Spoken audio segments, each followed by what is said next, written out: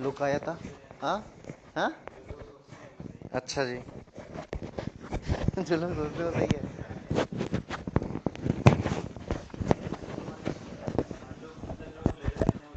हाँ हाँ, किसने दिया था? पहले हमको ये बताना चाहिए ना किसने फिलॉसफी दिया। ठीक है, ध्यान कर, लिखा था, लिखा तो है ही हम लोगों ने ना, ध्यान दीजिए इस पर। हाँ, ठीक है। योग में क्या हुआ था, योग फिलॉसफी में, योग में क्या क्या चीजें हैं? तो इससे योग होता है, तो इससे हम क्या अंदाजा लगा सकते हैं कि उस समय लोगों के पास किस चीज की जानकारी थी? एनाटॉमी की, मतलब जो हमारे जो इंटरनल ऑर्गन्स हैं उसकी जानकारी थी। ठीक है। जो सिस्टम ऑफ लॉजिक किससे रिलेटेड है? System of knowledge, knowledge, knowledge gain, न्याय, लॉजिक, उससे लॉजिक लगा रहे हैं उसमें। ठीक है। जो रीजनिंग किससे रिलेटेड है? रीजनिंग, रीजनिंग मतलब क्या होता है, हम लोग को इन्फ्लुएंस निकाल रहे हैं ना। रीजनिंग किससे रिलेटेड है? हाँ, सांख्य। लॉजिक एंड रीजनिंग बताइए, मैंने मीमांसा में बताया था आपको। और लॉजिक और रीजनिंग को किस लिए यूज किया था? वेद को प्रूव करने के लिए कि वेद ठीक है ना, वैदिक रिचुअल्स को प्रूव करने के लिए। ठीक है। यहीं पर आपको फंसाएगा कि किसमें लॉजिक कहाँ पे यूज हो रहा है, नॉलेज कहाँ पे यूज हो रहा है, एनाटॉमी कहाँ पे यूज हो रहा है। तो यहीं पे आप लोगों को वो फंसाएगा। जो कपिल था, कपिल, वो किसके, मतलब वो किस फिलॉसफी के थिंकर थे? सांख्य के थिंकर थे। ठीक है। ठीक है। और जो वेदांता है, वेदांता के बारे में बताइए मुझे। एंड ऑफ वेदांत हो गया, इसमें और बताइए।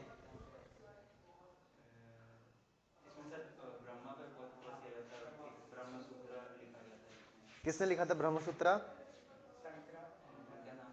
शंकरा एंड भद्रायना, भद्रायन, इन्होंने लिखा था ब्रह्मसूत्र, भद्रायन ने लिखा था। और वेदांता के और फिलोसफर्स क्या, उनका नाम क्या था? रामानुज और शंकरा, या ठीक, पहले कौन थे? ठीक है। तो इनके हिसाब से क्या था, ब्रह्मा का क्या कॉन्सेप्ट था शंकरा के हिसाब से? उनका कोई रूप नहीं है, ब्रह्मा का कोई रूप नहीं है। डाउन द लाइन जाके क्या बोला कि जो हमारा जो आत्मा है वही ब्रह्म है, और ना आत्मा खत्म हो सकती है ना ब्रह्म खत्म हो सकते हैं, दोनों इटर्नल हैं, अंतिम समय तक दोनों हैं। ठीक है।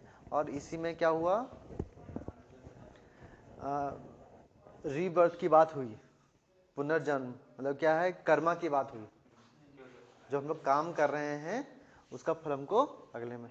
तो इसका मतलब यह है कि रीबर्थ की भी बात हो रही है। ये चीज हो गई हम लोग क्लियर है। ठीक। हाँ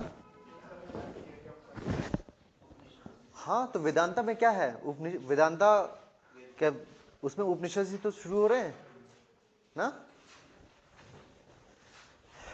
ठीक है।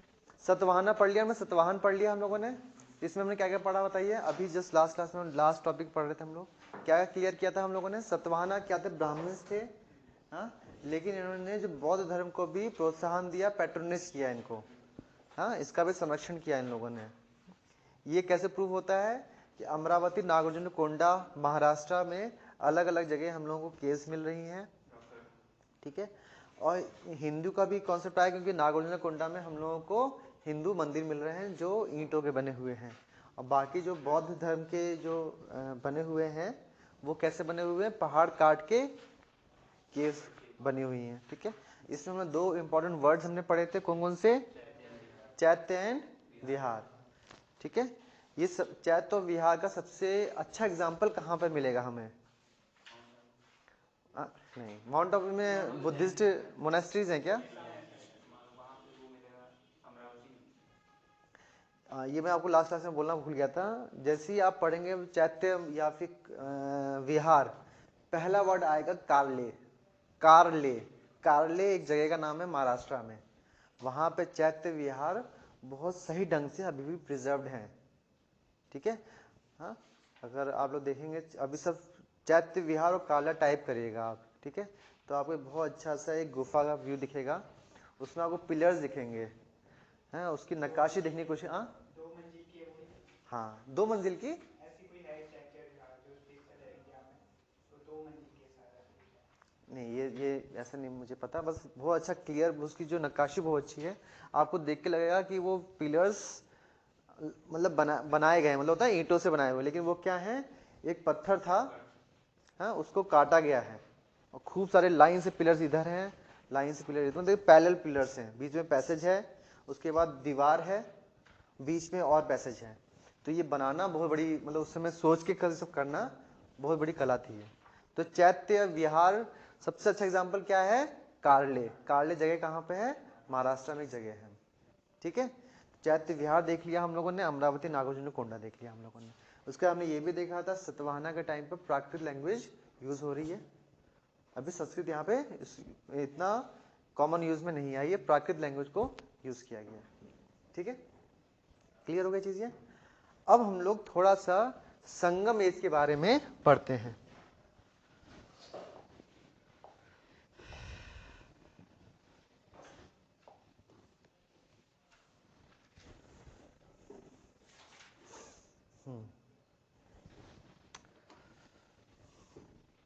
देखिए सतवाहना क्या थे, आंध्रास मैंने को बताया था।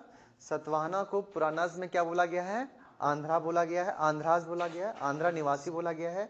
लेकिन पुराना में कहीं पे भी ये नहीं लिखा है कि जो आंध्र निवासी हैं वही सतवाहना है, और हमको कहीं ये भी नहीं मिलता है कि सतवाहना को आंध्रा बोला गया है। मेरी बात समझ रहे हैं। लेकिन हम लोग अंदाजा लगाते हैं कि सतवाहना आंध्रा के जो लोग हैं वहीं पे ये किंगडम उभरा है, क्योंकि यहाँ पे सिक्के हमको सबसे जो होता है ना अच्छी क्वालिटी के सिक्के, वो हमको यहीं पे मिले हैं आंध्रा में।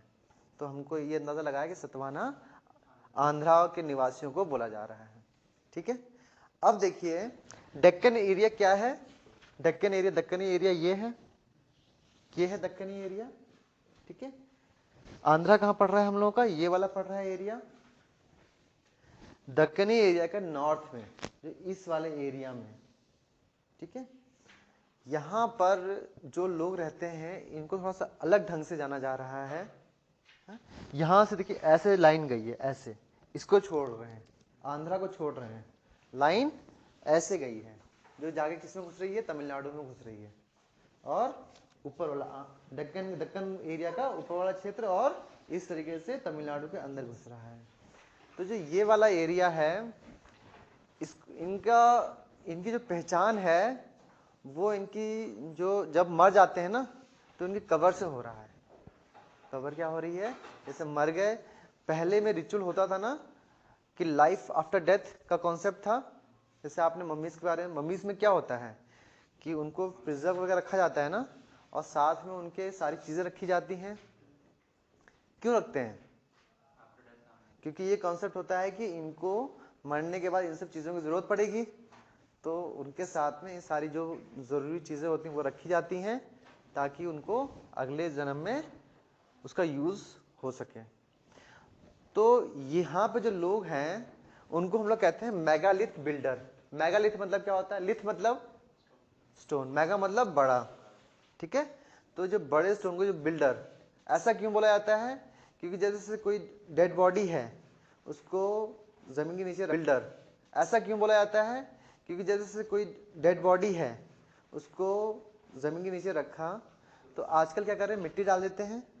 उस समय ऐसा नहीं कर रहे थे, उस समय क्या कर रहे थे, डेड बॉडी रखी और उसको राउंड राउंड शेप में पत्थर रखते थे,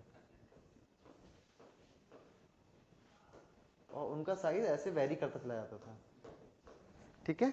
बड़े बड़े पत्थर रखे, हाँ, और साथ साथ में उनकी जो जरूरी चीजें होती थी, जैसे समझ लीजिए कुछ पॉट जरूरत है या फिर बर्तन जरूरत है, वो सब भी इनके साथ यहाँ पर रख दिए जाते थे।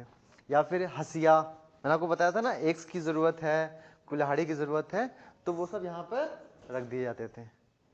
तो हमको जो मेन जो सोर्स है इन लोगों के बारे में जानने का, वो हम लोगों को इनकी कवर से मिल रहा है।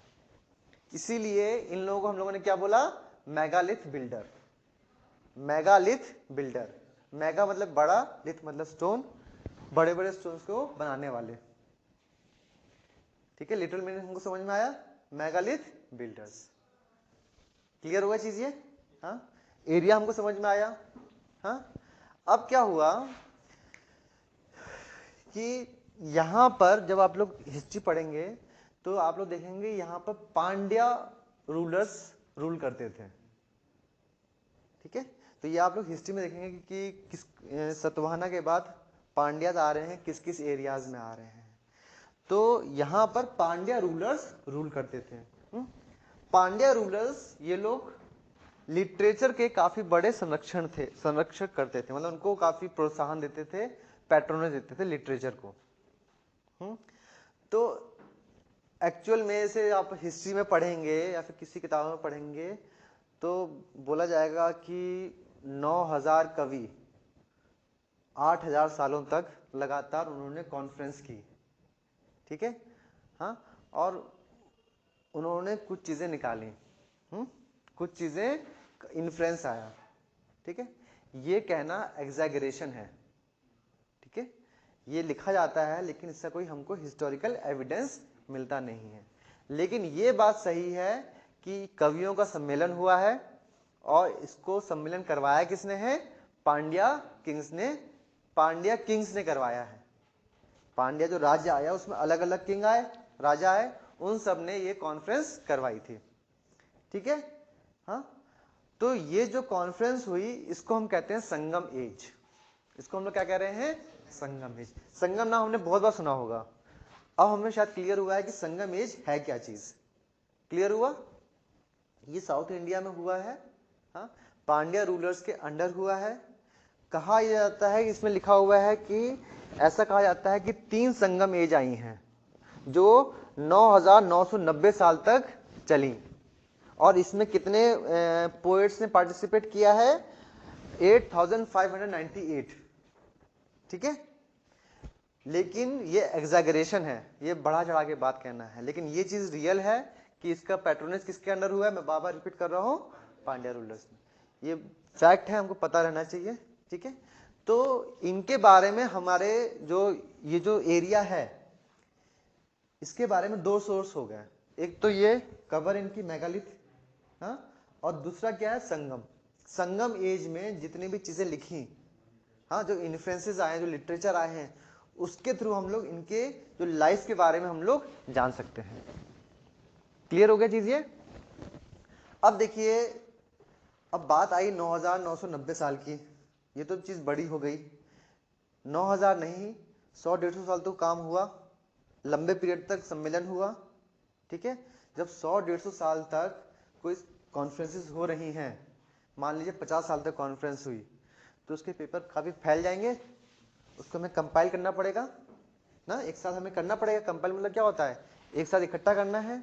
ठीक है, तो उसको जो कंपाइल करने का काम कब कंप्लीट हुआ है? 300 से 600 एडी के बीच में। कब कंप्लीट हुआ है? 300 से 600 एडी के बीच में। ये एग्जैक्ट ईयर नहीं पता, लेकिन ये अंदाजा लगाया जा रहा है 300 से 600 एडी के बीच में ये संगम का जितना भी लिटरेचर है वो कंबाइन हो गया। क्लियर हो गया चीज ये? संगम ये समझ में आई हम लोगों को? हाँ, अब जो संगम लिटरेचर है इसको 2 पार्ट में डिवाइड किया जाता है। संगम लिटरेचर को हम लोग 2 पार्ट में डिवाइड करते हैं, एक नैरेटिव है, एक है डिडक्टिव। नैरेटिव मतलब क्या होता है? जो वार्तालाप हो रही है। डिडक्टिव मतलब क्या होता है? जो हम लोग का कंक्लूजन हो रहा है। ठीक है, बताइए, अभी कोई डाउट तो नहीं है? सिंपल चीज है, हम लोग मेगालिथ बिल्डर्स के बारे में पढ़ रहे हैं। जो एरिया हमें देखा, इस नॉर्थन डेक्कन और जो तमिलनाडु का एरिया जो जा रहा है, वो जो एक हाफ सर्किल बन रहा है। ठीक है, ऐसे देखिए, ये जो हाफ सर्किल बन रहा है, आंध्रा छोड़ रहा है यहाँ पे, ये वाला एरिया है। इनके बारे में हमको नॉलेज कहाँ से मिल रही है? एक तो उनके जो मरने के बाद जो यहाँ पे अवशेष मिल रहे हैं और जो उनके साथ चीजें दफनाई गई हैं, उनके बारे में उनसे हमको नॉलेज मिल रही है। और दूसरा क्या है? संगम लिटरेचर से। अब संगम लिटरेचर क्या है? संगम लिटरेचर ये जो एक ऐसा कहा जाता है कि पांड्या रूलर्स के अंडर एक बहुत लंबे समय तक पोएट्स का सम्मेलन हुआ है, कवियों का सम्मेलन। तो उसमें एक लिटरेचर का उभार हुआ, उसको संगम बोला गया। ठीक है, अब इसका जो कंपाइलेशन कब हुआ है, 300 से 600 एडी के बीच में कंपाइलेशन हो गया।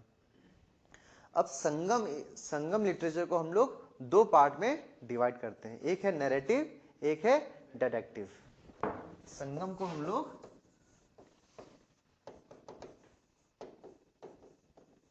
दो पार्ट में डिवाइड करते हैं, नैरेटिव मतलब क्या होता है, जो हम लोग वार्तालाप से संबंधित होता है, और दूसरा क्या है, डायडेक्टिव,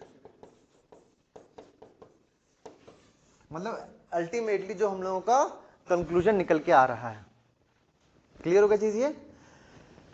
नैरेटिव टेक्स्ट का जो वर्ड है वो है मिला नक्कू, हाँ ठीक है, और जो डायरेक्टिव वर्ड है वो है किला नक्कू, मिला नक्कू और किला नक्कू। ठीक है,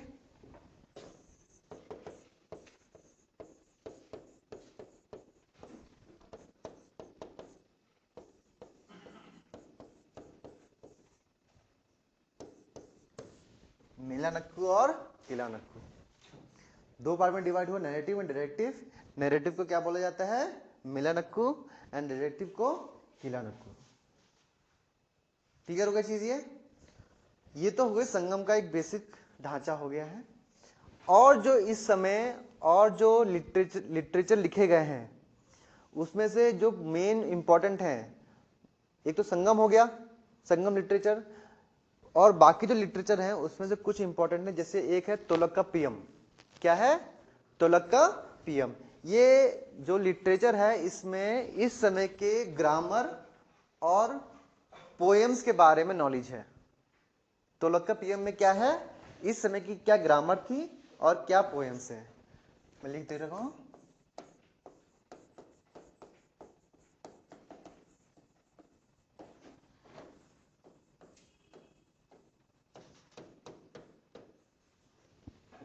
तोलक्काप्पियम। क्लियर हो गया चीज ये? हाँ ठीक है। और उसके बाद इसमें इस समय दो तमिल एपिक लिखे गए, वो है सिलापतिकरम और मनी मेकलाई। सिलापतिकरम और मनी मेकलाई।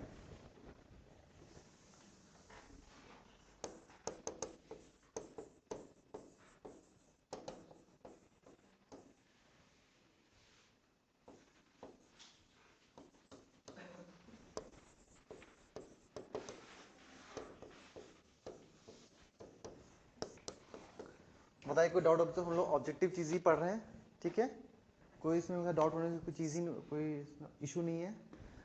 तोलक्काप्पियम बुक का नाम है, दो तमिल एपिक लिखे हैं, सिलापतिकरम और मनी मेकलाई। अब इसके बारे में क्या है कि वो डिटेल वाली चीज है कि आप लोगों का काम ये रहेगा, सिलापतिकरम और मनी मेकलाई दो स्टोरी बुक्स हैं। ठीक है, इनकी स्टोरी मुझे पढ़ के बताइएगा। आप कुछ मत करिएगा, गूगल में टाइप करिएगा सिलापतिकरम स्टोरी एंड मनी मेकलाई स्टोरी। ठीक है, बहुत इंटरेस्टिंग रहेगा, जब पढ़ेंगे तो मैं एक एक पैराग्राफ आप लोगों को मिलेगा, ये आप लोगों का काम रहेगा। हाँ ठीक है, ये ठीक है, ये आपके सही बताया आपने। वो डिटेल में मैं जाना नहीं चाहता क्योंकि वो आउट ऑफ थोड़ा सा डिस्ट्रैक्शन रहेगा। घर पे जाके आप लोग सिलापतिकरम और एनसीईआरटी में दिया हुआ है, वेरी गुड। सिलापतिकरम और एनसीईआरटी में दिया हुआ है, वेरी गुड। आप एनसीईआरटी पढ़ गए, मैंने नाम नहीं ले रहा था मैं। एनसीईआरटी में सबके पास है, एनसीईआरटी रेफरेंस मटेरियल है, तो आप सीधे उठा के उसको पढ़िए। ठीक है, ये तो हो गया हमारा संगम। अब तो हमने क्या क्या पढ़ लिया, देखिए मौर्य पढ़ लिया है, सेंट्रल एशियन कॉन्टेक्ट पढ़ लिया हम लोगों ने। उसके बाद हम लोगों ने क्या पढ़ लिया है, सतवाहना पढ़ लिया है। उसके बाद हम लोगों ने क्या पढ़ लिया है, ये जो अभी संगम लिटरेचर पूरा पढ़ लिया हम लोगों ने। ठीक है, हाँ जी, फिलॉसफी पढ़ लिया हम लोगों ने। सबसे पहले वो बड़ी चीज़ है मेरे हिसाब से, जो हमें फिलॉसफी से हमारी क्लियर हो गई है। तमिल उसमें है। ठीक है, तमिल एरिया में ही हुआ है। और हमारे हिसाब से जो हमें अभी दिखता है ना, तमिल इतना नहीं था, उस समय का तमिल एरिया बहुत ही अलग था, तो वो काफी फैला हुआ था। ठीक है, तो उस समय तो आंध्रा ये सब एरिया तमिल में ही आ रहे थे ना, तमिल एरियाज में ही आ रहे थे। क्लियर हो गया चीज ये।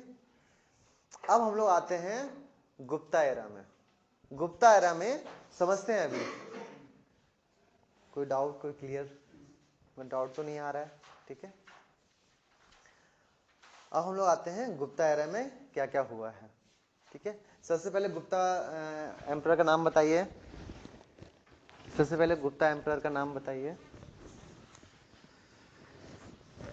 मौर्यस के बाद कौन आया था वेस्टर्न इंडिया में? उसमें सबसे लास्ट में कौन था? कुशन्स थे। ठीक है, मौर्यस के बाद कुशन आए।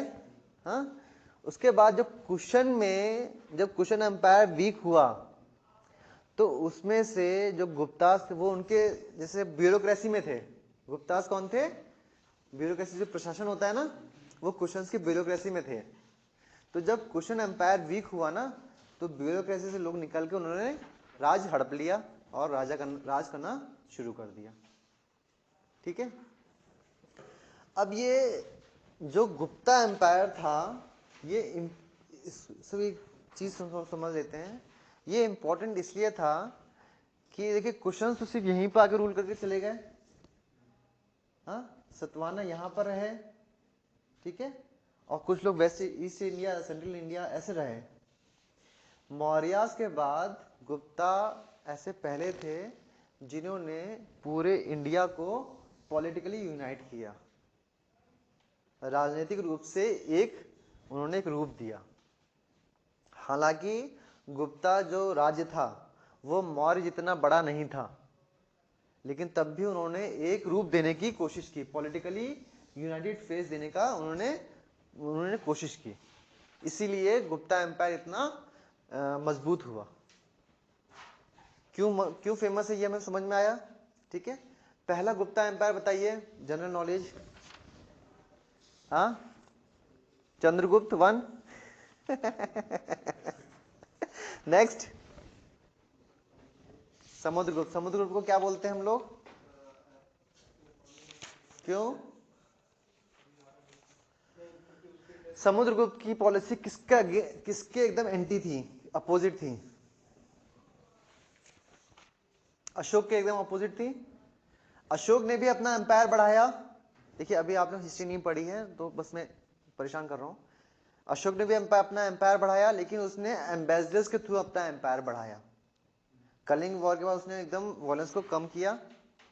अच्छा, मेरा सेंटेंस ठीक है क्या कि कलिंग वॉर के बाद उसने वॉयलेंस नहीं किया? हाँ हाँ, सही है? नहीं, गलत है। वॉर तो हुए, लेकिन उसकी इंटेंसिटी उसने बहुत कम कर दी। ठीक है, जिस स्केल पे वो मारता था लोगों को, उस स्केल पे उसने खत्म कर दिया। लेकिन ऐसा नहीं है, हाँ जी, हाँ, ऐसा नहीं है उसने वॉर नहीं किए, लेकिन धीरे धीरे उसका फोकस किस पे चेंज हो गया? पीसफुल एक्सपेंशन पे। लेकिन ऐसा कहना गलत है कि उसके बाद उसने कोई वॉयलेंस नहीं किया। ठीक है, यहीं पे आपको देखिए, ये जो होता है ना कॉमन जो होता है ना, होता है मिसकंसेप्शंस होते हैं। ठीक है, तो उससे दूर रहिए। और अच्छे लोगों की मूवी देखिए जो थोड़ा सा रिसर्च करके बनाए। अशोका मत देख लीजिएगा आप, साल शाहरुख खान वाली, वो पूरी बेकार है। ठीक है, जैसे समझ लीजिए मूवीज देखिए तो जो रिसर्च करके बनाए ना, उनसे फायदा होता है। जैसे मेरे हिसाब से वो कौन है जिसने, हाँ, संजय लीला बंसाली? नहीं नहीं नहीं नहीं नहीं नहीं, मेरे हिसाब से वो जो किसने क्या कहते हैं, मोहनजोदड़ो किसने बनाई है? अरे मोहनजोदड़ो ऋतिक रोशन ने बनाई है, क्या बात। आशुतोष गौर, मतलब वो रिसर्च करके बनाता है। ठीक है, रुद्र अकबर बनाया, तो वो उसमें रिसर्च होती है। तो मैंने वो देखी थी, उससे मुझे फायदा हुआ था, मेरा क्वेश्चन ठीक हुआ था। क्यों? नहीं नहीं, रियली में, मतलब भाई मैंने जितना पढ़ रहे हैं नहीं ध्यान रहता। मैंने वो मूवी देखी इसलिए थी, मैंने शायद उसमें कुछ नया दिखे, क्योंकि स्ट्रगलिंग। हाँ जी, मुझे कोई मतलब नहीं है। मुझे वो फिल्म पिट गई थी, उसके बाद मैंने देखी, मैंने कहा भाई मुझे नॉलेज है, बाई चांस कोई होता है ना कि वो अच्छी उसमें फैक्ट्स होते हैं। मुझे उसमें फैक्ट क्या समझ में आया, पहले जो हीरो है अपना, ठीक है नाम नहीं लूंगा मैं, जो हीरो है, जो हमारा जो मेन कैरेक्टर है, वो कहाँ था, हड़प्पा में था, ध्यान है। वो मेन कैरेक्टर कहाँ शिफ्ट हुआ, मोहनजोदड़ो शिफ्ट हुआ है, और वहाँ पे बाढ़ आई, ये सब चीज़ें हुई हैं।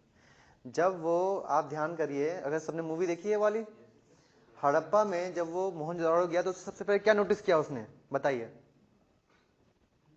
सबसे पहले क्या चीज नोटिस की थी उसने, हाँ सबसे पहले उसने एक चीज नोटिस, सबसे पहले उसने नोटिस किया एकेडमिक पॉइंट ऑफ व्यू से, सबसे पहले उसने क्या नोटिस किया, उसने नोटिस किया कि यहाँ तो पहली मंजिल पे भी घर बने हैं।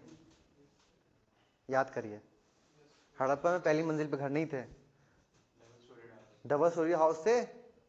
तो भाई अगर सेंटेंस आ जाए कि हड़प्पा में डबल स्टोरी का नॉलेज थी, गलत हो गया, मोहनजोदड़ो में था, ठीक है। और मोहनजोदड़ो में सोना मिलता था, हड़प्पा में नहीं मिल रहा था, और उसी साल ये क्वेश्चन आ गया था। और क्वेश्चन क्या है मुझे नहीं पता, मैंने सही से समझा भी नहीं ऑप्शन ने मुझे मतलब क्वेश्चन मैंने पढ़ा, हल्का फुल्का समझ में आया मुझे कि ये लोग ये पूछ रहे हैं कि मोहनजोदड़ो और गोल्ड में कोई रिलेशन है क्या। मैंने सारे ऑप्शंस पढ़े, एक ऑप्शन मुझे समझ में आया कि हाँ मोहनजोदड़ो में, मतलब उन्होंने कहा था टिक कोई करेक्ट करिए, ठीक है। तो उसमें ये लिखा हुआ था कि हड़प्पा में गोल्ड मिल रहा है। मुझे ये पता था भाई, वो हमारा जो मेन कैरेक्टर था उसको गोल्ड दिखाई नहीं वहां पे। तो मैंने, ऑप्शन होता है ना, मैंने कहा चलो ठीक है, 1 2, जैसे 1 2 3 होता है, ऐसे होता है, ABCD होता है ना, ठीक है। सी में गोल्ड वाला था, मैंने इसको गलत कर दिया। अब उसके बाद वो इसमें क्या था, ABC 1 2 3 ऐसे था ना, तो जहां जहां सी था मैंने उसको काट दिया, मेरा एक बचा था, मैंने उसको अंधे में टिक कर दिया, वो सही हुआ ना। तो ये है कि आपको मतलब होता है ना कि जो कॉमन सेंस वाली चीजें होती हैं, मिसकंसेप्शन हटा के कॉमन सेंस वाली चीजें निकाल के देखेंगे तो बहुत इजी टू सॉल्व होते हैं सारे क्वेश्चन। आप इजीली 80 क्वेश्चंस, 75 to 80 क्वेश्चन आप इजीली मतलब समझ रहे हैं, मेहनत के साथ में इजीली आप अटेम्प्ट कर सकते हैं ना। लेकिन आपको जनरल अवेयरनेस और कॉमन सेंस करके लीजिए आप, ठीक है। कुछ भी देखें, कुछ भी पढ़ें तो अपना एकेडमिक पॉइंट ऑफ व्यू निकाल के पढ़ें, हाँ ठीक है, ठीक है। तो मैं आपको बता रहा था जो समुद्रगुप्ता हैं उनको, उनकी जो पॉलिसीज थी वो किसके एकदम एंटी थी, अशोक के एंटी थी। अशोक ने अपना जो एम्पायर को एक्सपेंड किया था वो कैसे किया था, पीसफुली किया था, और इन्होंने एक्सपेंड जो किया वो वायलेंस से किया है, ठीक है। अब हम लोग सीधा डायरेक्टली हम लोग सोशल और कल्चरल एस्पेक्ट्स में जाते हैं।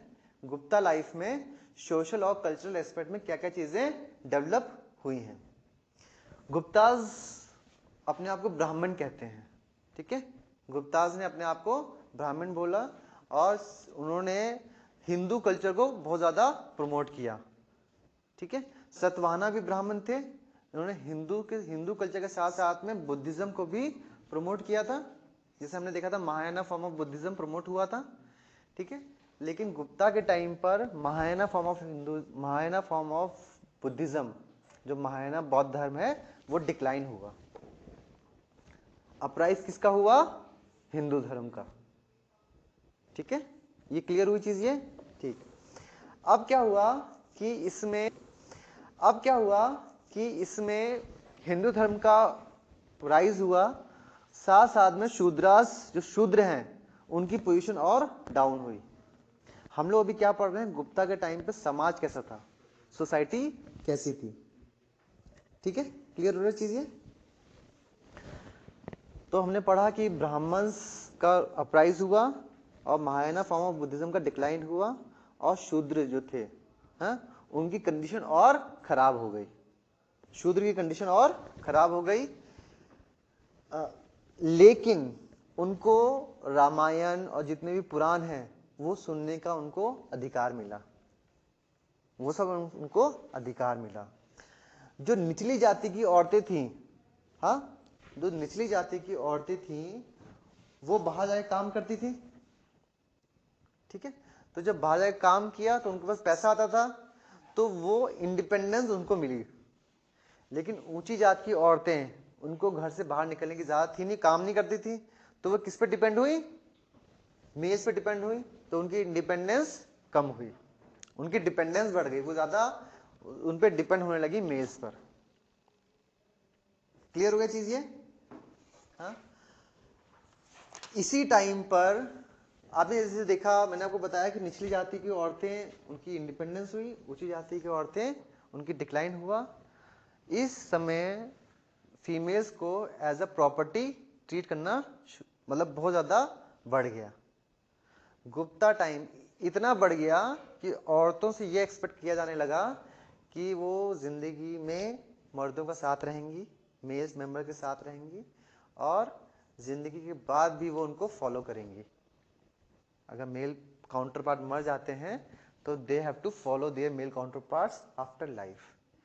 तो सबसे पहले सती प्रथा हमको गुप्ता काल में देखने को मिलती है।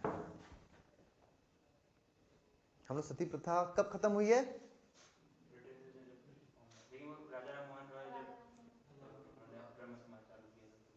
हाँ, तो किस उसमें गवर्नर जनरल कौन था? ये तो पढ़ लिया होगा आप लोगों ने, बताइए गवर्नर जनरल कौन था? हाँ, हेस्टिंग्स, हेस्टिंग्स, हेस्टिंग्स। हाँ, मुझे बताइए आप, सती प्रथा और चाइल्ड मैरिज कब खत्म हुई है? आप तो यहाँ पर डाउट है तो वहां तो हो गया, ठीक है। जब यहाँ पे डाउटफुल हो रहे हैं वहां तो मतलब कि एकदम लिखा लिखा है डाउटफुल आता है। फिर मैं बता रहा हूँ यहाँ तो सॉल्व करना बड़ा आसान है, वहां बहुत डिफिकल्ट है। सती प्रथा एंड कब हुई है आप लोग मुझे देख के बताइए, कंक्रीट। चाइल्ड मैरिज कब खत्म हुई है देख के बताइए। और मुझे एक बार बताइएगा चाइल्ड मैरिज किसने खत्म की, और इससे एक रिलेटेड कंट्रोवर्सी है।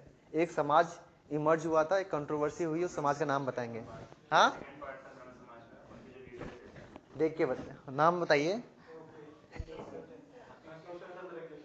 हाँ, अच्छा अच्छा, ठीक है। 12 साल आगे कर दिया, 14 साल के का रूल था, उन्होंने 12 साल में कर दिया था। ठीक है ठीक है ठीक है। फिर दो पार्ट में डिवाइड हो गया था। कौन कौन से पार्ट में?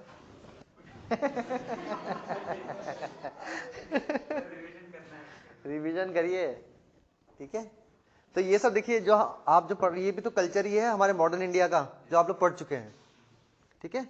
हम लोग कल्चर को देखिए, कल्चर को है हम लोग सिर्फ और सिर्फ मूर्ति से और पेंटिंग से रिलेट करते हैं, लेकिन सारी चीज़ हमारा कल्चर है, ठीक है। ये सब क्वेश्चन आते हैं, हम लोग को लगता है कहाँ से आ रहा है, ठीक है।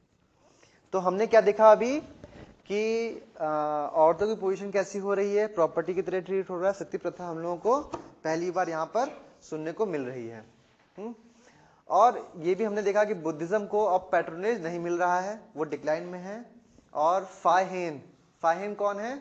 एक चाइनीज जो एक ट्रैवलर है, ठीक है। उसने ये बोला कि अब ये रिलीजन को रॉयल पैट्रोनेज नहीं मिल रही, उन्होंने ये चीज बोली। हाँ, उसके बाद क्या हुआ, इसमें भगवतिज्म का राइज हुआ। भगवतिज्म, ठीक है। भगवतिज्म क्या, ये दो वर्ड आ रहे हैं, भगवत और इज्म। मतलब क्या हुआ, भगवत से भगवान विष्णु है, इनको शुरू में भगवत बोला जाता था। ये एक ट्राइबल गॉड थे, ये एक ट्राइबल प्री वैदिक वेद से पहले के एक गॉड थे, जिसको हम क्या कहते थे, भगवत। हाँ, ठीक है। तो जो इनके रूल, जो इनको फॉलोवर्स थे, हाँ, तो उनको भगवतास बोला जाता था। भागवत को जो जो फॉलोवर्स थे उनको भगवता बोला जाता था। धीरे धीरे हुआ क्या कि जैसे जैसे हमारे वेद इमर्ज हुए, हमारे उपनिषद आए, तो ये जो भगवत को विष्णु का रूप दे दिया गया, ठीक है। हाँ, उसके बाद क्या हुआ कि जैसे ट्रिनिटी है ना, विष्णु, शिव और ब्रह्म। ब्रह्म तो हम लोगों ने पढ़ा था, आज सुबह हम लोगों ने देखा था कि ब्रह्म को किसमें नाम आया है? वेदांता में। उपनिषद के बाद भगवान विष्णु भी इस ट्रिनिटी में ऐड हुए। ठीक है, डाउन द लाइन जाकर शिवा भी ऐड हुए। क्लियर हो रहा चीज ये? तो गुप्ता काल में भगवतिज्म का राइज हुआ। भगवतिज्म क्या थे? भगवान विष्णु का पहले नाम क्या था? भगवत था। उनको जब मानने वाले वो भगवता होते थे, लेकिन जैसे जैसे वेद खत्म हुए फिर उपनिषद आए तो भगवत को है वो विष्णु का रूप दे दिया गया है? उसके बाद पूरी हिस्ट्री को क्या रूप दिया गया कि भगवान विष्णु के अवतार के सेंस में डिवाइड कर दिया गया। 10 अवतार, तो 10 अवतार है ना, 10 अवतार के रूप में पूरी हिस्ट्री को डिवाइड कर दिया गया।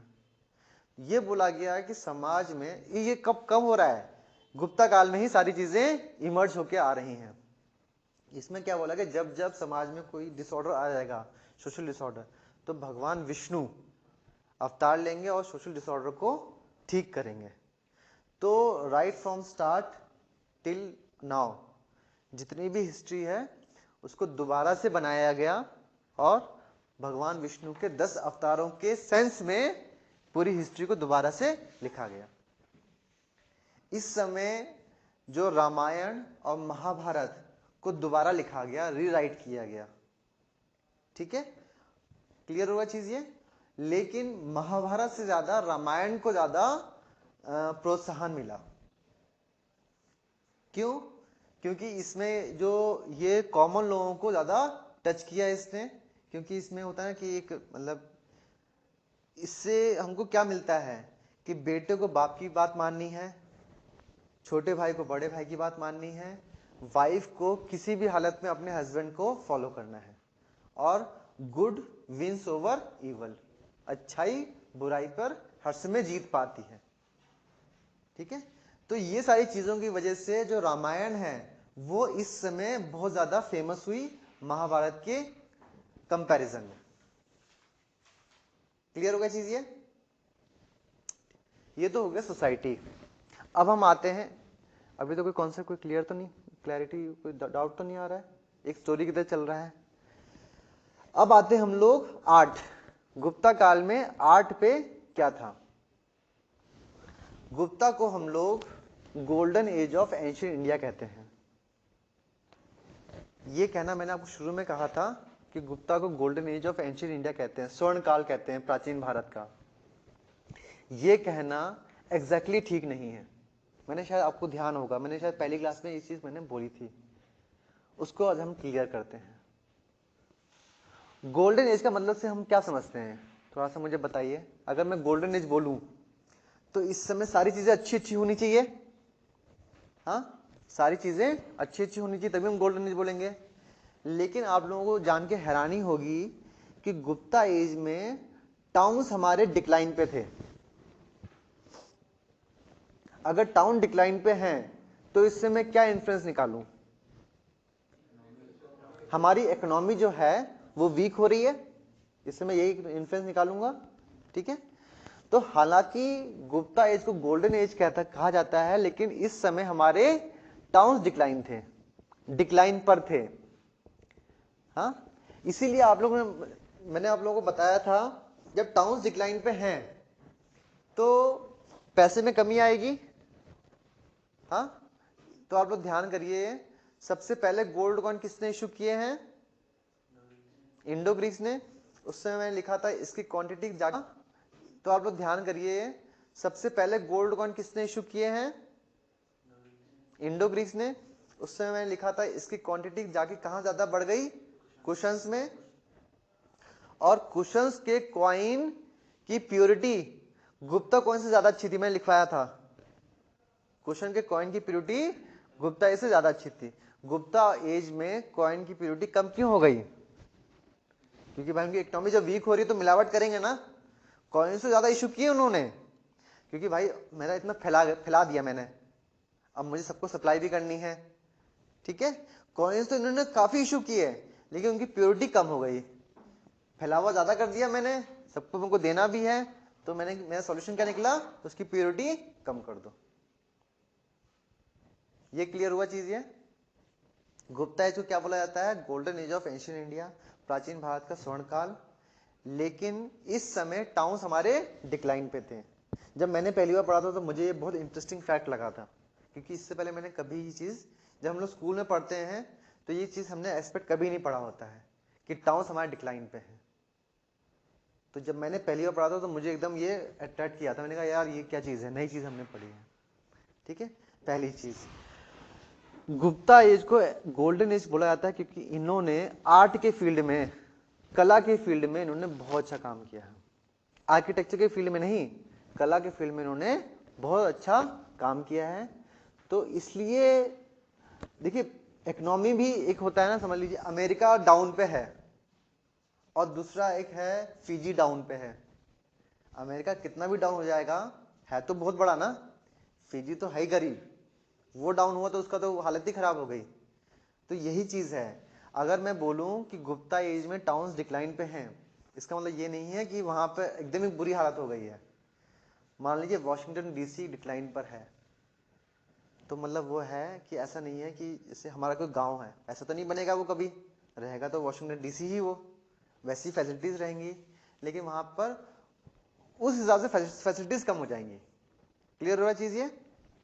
तो यही चीज मैं बोल रहा हूं कि टाउन्स डिक्लाइन पे हुए, लेकिन इसका मतलब ये नहीं है कि वो एकदम गरीब हो गए थे। तो गोल्डन एज तो इनके इकोनॉमिक टर्म्स में भी इन्होंने पैसा कमाया, क्योंकि गोल्ड कॉइन्स काफी इशू हुए, उनकी प्योरिटी कम हुई। दूसरी बात, गोल्डन एज क्यों हुई? क्योंकि आर्ट के फील्ड में, कला के क्षेत्र में इन्होंने काफी काम किए। फॉर एग्जाम्पल, जैसे जितने भी किंग आए उन्होंने आर्ट को पैट्रोनेज किया, उनको संरक्षण दिया। ये हम पता कैसे, ये हम लोग एग्जाम्पल कैसे लगाएं कि समुद्रगुप्ता जो था उसने कॉइन्स इशू किए, उस कॉइन में उसने अपना फोटो लगाया और उस फोटो में वो क्या दिखाया? वीणा बजाते हुए उसने दिखाया। समुद्रगुप्ता क्या चला रहा है, क्या बजा रहा है? वीणा।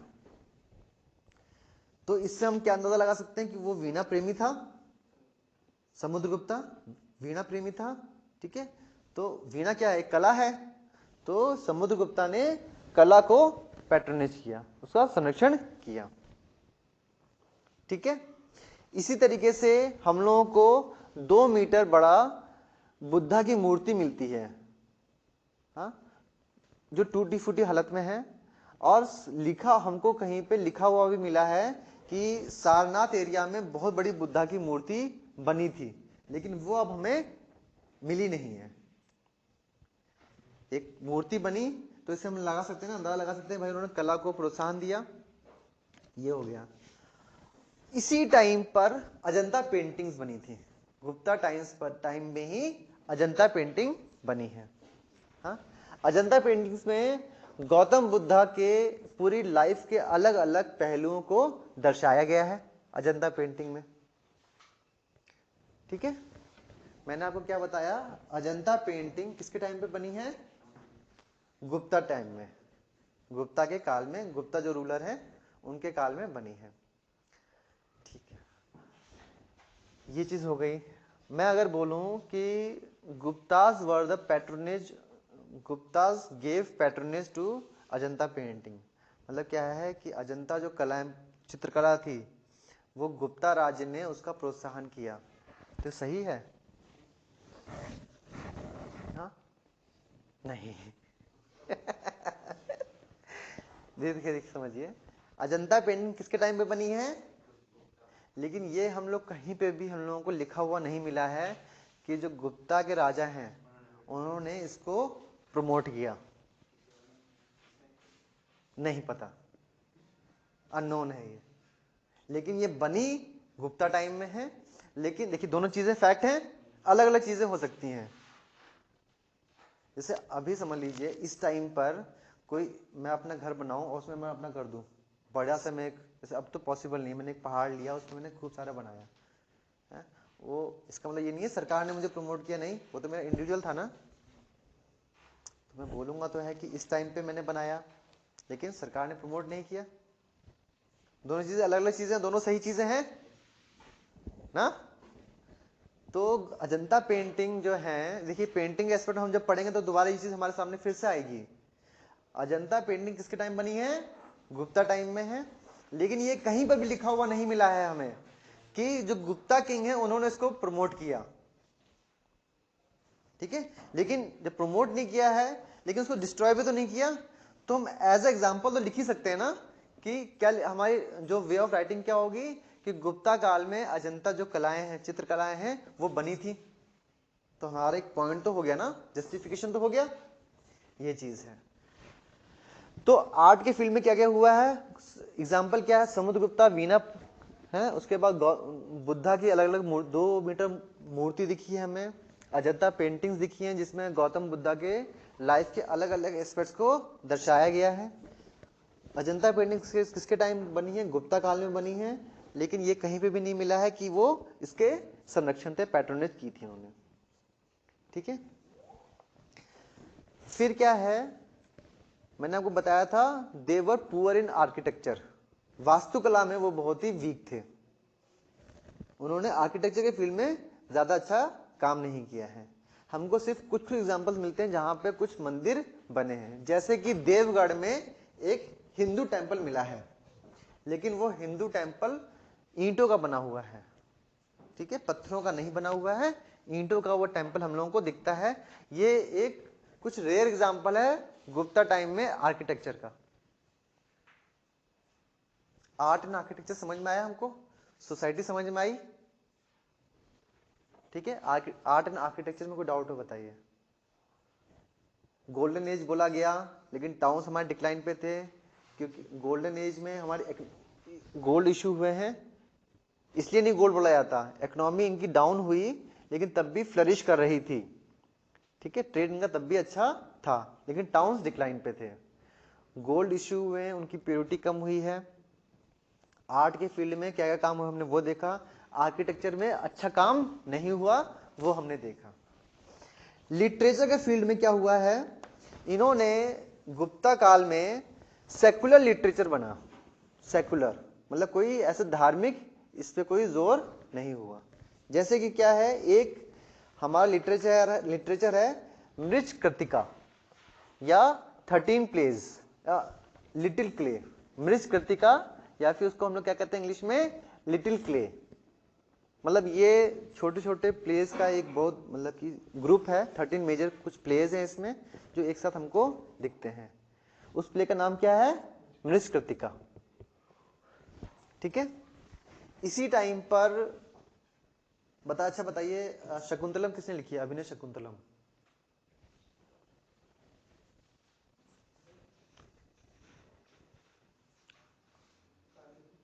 हाँ, कालिदास, ठीक है। किसने लिखी है? कालिदास, ठीक है। तो इस समय कालिदास ने कौन सी बुक लिखी है? अभिनय शकुंतलम लिखी है, हाँ, ठीक है। और इस समय मैंने आपको बताया था वो कि रिलीजियस लिटरेचर भी निकले, सेकुलर लिटरेचर हमने देखा, रिलीजियस लिटरेचर भी लिखा, जैसे मैंने आपको बताया था रामायण और महाभारत दोबारा से लिखी गई, हाँ, उसका प्रमोशन हुआ। और इसमें क्लियर कर दिखाया गया कि लैंग्वेज डिफरेंस दिखाए गए कि जो वर्णा के जो ऊपर वाले जो अपर वर्णास हैं वो कौन सी लैंग्वेज यूज करेंगे, जो हायर वर्णास हैं उन्होंने संस्कृत पर अपना एकाधिकार किया, ठीक है, और जो लोकल लैंग्वेजेस वो नीचे वाले वर्णास के लिए छोड़ी गई, ठीक है। संस्कृत को फीमेल्स यूज नहीं कर सकती थी, मेल्स यूज करते थे और हायर वर्णास के यूज करते थे। बताइए कोई डाउट आ रहा है? इसको गोल्डन एज क्यों बोला जाता है? क्योंकि साइंस एंड टेक्नोलॉजी के फील्ड में भी इन्होंने काम किया। इसको गोल्डन एज क्यों बोला जाता है? क्योंकि साइंस एंड टेक्नोलॉजी के फील्ड में भी इन्होंने काम किया। देखिए गोल्डन एज मैंने आपको बताया ना, कोई एक एस्पेक्ट नहीं है। इकोनॉमी के फील्ड में इन्होंने क्या काम किया है, आर्ट के फील्ड में क्या काम किया है, आर्किटेक्चर के फील्ड में क्या काम किया है, लिटरेचर के फील्ड में एंड साइंस एंड टेक्नोलॉजी के फील्ड में, ठीक है। इस समय आर्यभट्ट आए हैं और उन्होंने मैथमेटिक्स के फील्ड में काफी बड़ा कंट्रीब्यूशन किए हैं, डेसिमल, जीरो, इन सब के उन्होंने कॉन्सेप्ट दिए हैं। उस समय वेस्ट में आप लोगों को पता है जीरो डेसिमल का कॉन्सेप्ट इंडिया से गया है वेस्ट, ये चीज़ तो पता है ना आप लोगों को। पहले इंडिया में गया, उसके बाद इंडिया से अरब पहुंचा, अरब से वेस्ट पहुंचा। अब वो लोग अब हमको ज्ञान दे रहे हैं ना, क्यों? क्योंकि हम लोगों ने अपनी नॉलेज को छोड़ दिया। हाँ, इसी समय बताइए कुतुब मीनार की कुछ बताइए, उसके एरिया के बारे में, क्या क्या है वहाँ पे कुतुब मीनार, वहाँ पे क्या क्या हमें दिखता है? कुतुब मीनार कहाँ पर है? कहाँ पे? महरौली? वहाँ पे किसने बनाया कुतुब मीनार? और वहाँ पर गुप्ता टाइम का एक चीज है, क्या है? आयरन पिलर है ना, ठीक है। वो आप कभी देखा है? आप लोग गए हैं तो आप फोटो में भी देखिएगा, इतने साल हो गए हैं, ठीक है, अभी तक उसमें रस्ट नहीं आया है। और ये जो कला है ये वेस्ट में अभी पिछले 100 साल से आई है, और हमारे पास इंडिया में तब से है। समझ लीजिए वो पिलर एकदम खुले आसमान में है, बारिश हो रही है, हवा आ रही है, मतलब सब कुछ, सारे वेदर इफेक्ट्स पड़ रहे हैं, लेकिन उसमें अभी तक रस्टिंग नहीं आई है ना। बस थोड़ी बहुत नीचे आई है कि वहां पर लोगों का पैर वैर लगता था, तो अब उसके भी चारों तरफ बाउंड्री बना दी गई, कोई एंटर नहीं करेगा। लोगों को अंधविश्वास पता वहां पे क्या हो गया था कि उसको जाके जो उसको पूरा पकड़ लेगा उसकी मन्नत पूरी हो जाएगी ना, तो उसको डिस्ट्रॉय हो रहा था ना वो, तो वो रोक दिया गया। तो सोचिए उस समय ऐसा प्योर आयरन बनाया गया, ठीक है, जिसमें अभी तक रस्टिंग नहीं आई है। ये नॉलेज वेस्ट में पिछले 100 साल पहले नहीं थी, तो वो अभी जाके आई है।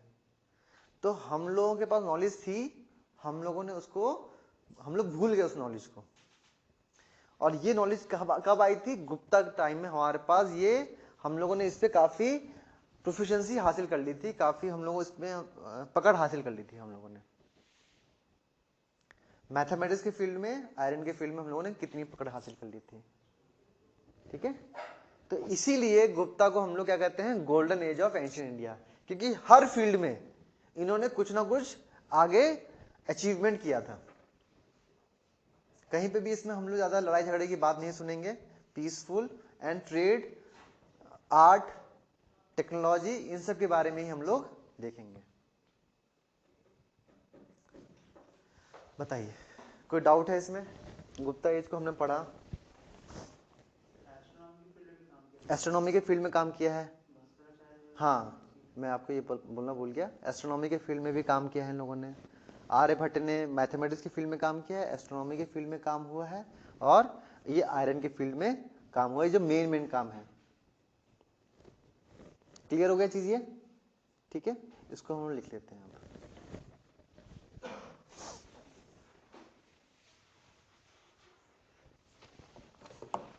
चलिए,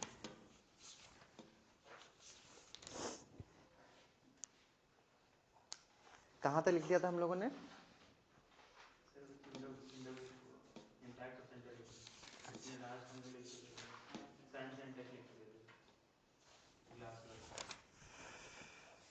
साइंस टेक हो गया, साइंस टेक हो गया है, ये तो हो गया, हम साइंस टेक हो गया। नेक्स्ट लिखिए the age of Satavahanas, age of Satavahanas.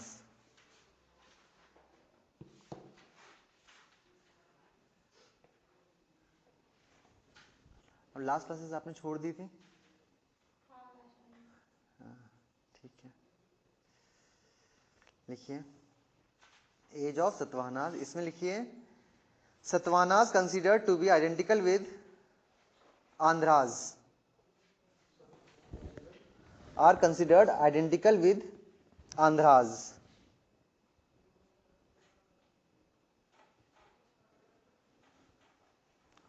Who are mentioned in Puranas?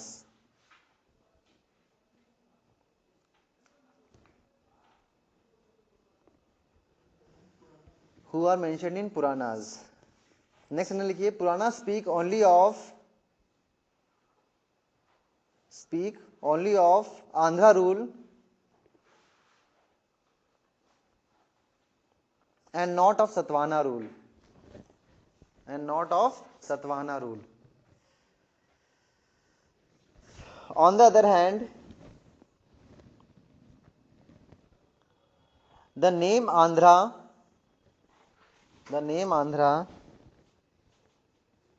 does not occur in Satvana inscription. Satvana inscription. ठीक है, आगे लिखिए next sentence. Religion. Satvana rulers were Brahmanas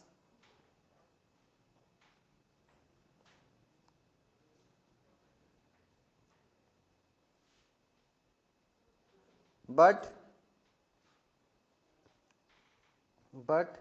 they also promoted Buddhism.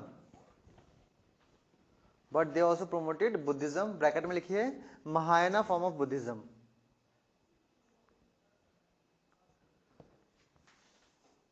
Mahayana form of Buddhism.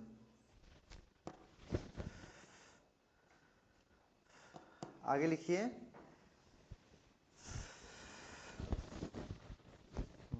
In Amravati Nagarjuna Konda, sorry sir इन मत लिखिएगा, अमरावती नागार्जुन कोंडा.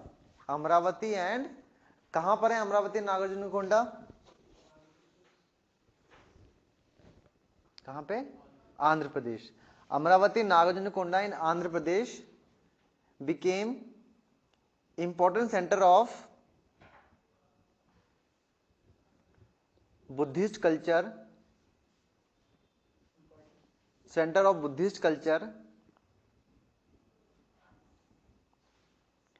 mainly under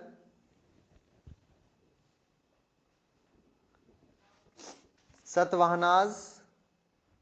Satavahana के बाद मैंने आपको एक रूलर और बताए थे, Ikshvaku.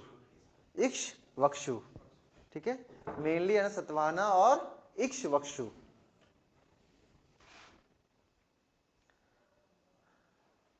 Similarly Buddhism also flourished इन. देखिए यहां पे हम लोग पढ़ तो रहे हैं देखिए सतवाहना के बारे में, लेकिन बुद्धिज्म के बौद्ध धर्म के बारे में भी हम पढ़ रहे हैं. कभी क्वेश्चन आ जाए कि बौद्ध धर्म के एरिया के बारे में लिखें, तो ये सब हम चीजें लिख सकते हैं कि बौद्ध धर्म सतवाहना के अंडर इन सब एरिया में फैला और इसमें सतवाहना और इक्ष्वाकु ने इनको प्रमोट किया. तो ये इंफॉर्मेशन आप जब बौद्ध धर्म पढ़ें तो उसमें आप ओवरलैप करें. हर चीज देखिए बौद्ध धर्म में लिखना पॉसिबल नहीं रहेगा.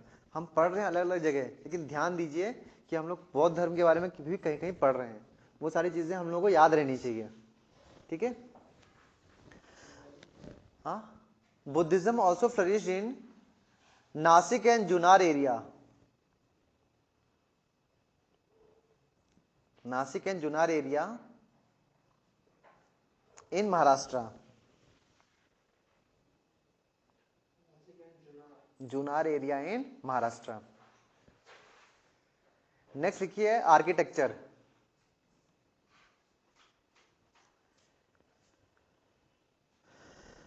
ठीक है, आप बताइए चैत्य विहार क्या होते हैं?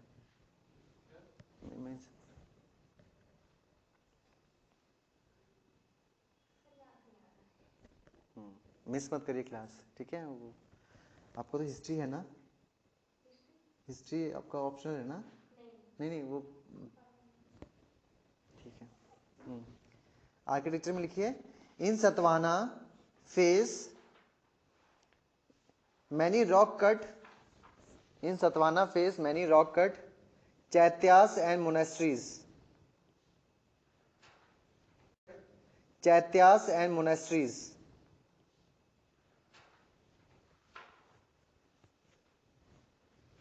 Chaityas and monasteries were built.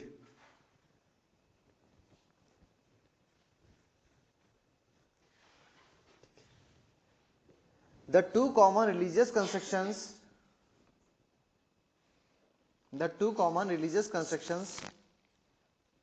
at Buddhist temple were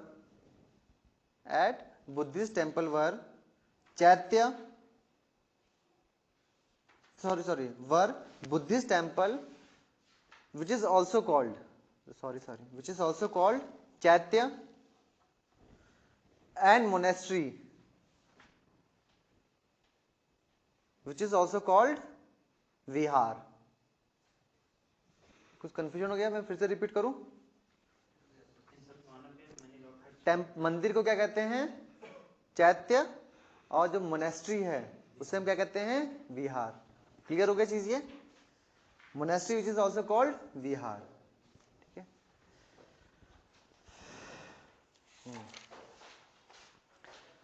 the most famous chaitya is that of, मैंने चैत्य विहार से रिलेटेड कौन सा वर्ड बताया था? कौन सी जगह थी? चैत्य विहार से रिलेटेड मैंने कुछ जगह का नाम बताया था। किस? हाँ, कार्ले। कार्ले, कार्ले कहां पर है? महाराष्ट्र में है, नासिक के पास पड़ता है ये। ठीक है। The most famous chaitya is that of Karle in western Deccan. Western Deccan. Rock cut architecture is also found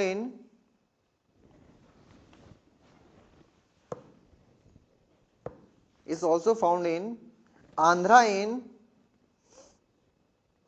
Krishna Godavari region. Krishna Godavari reason.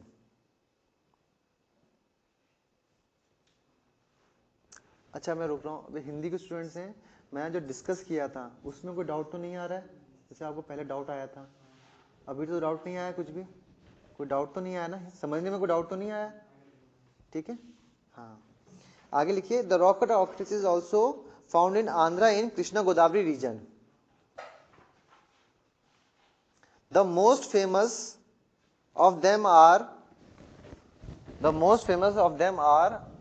found in Amravati and Nagajanukonda.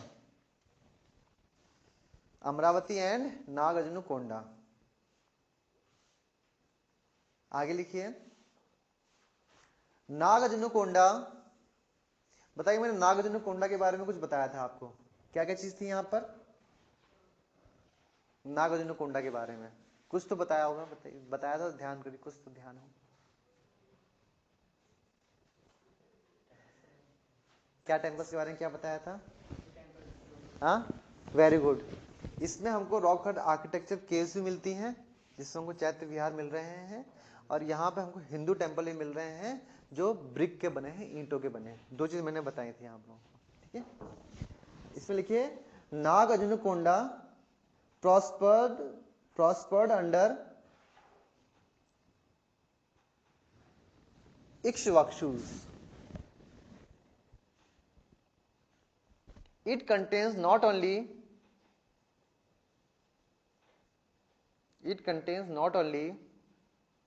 Buddhist monument but also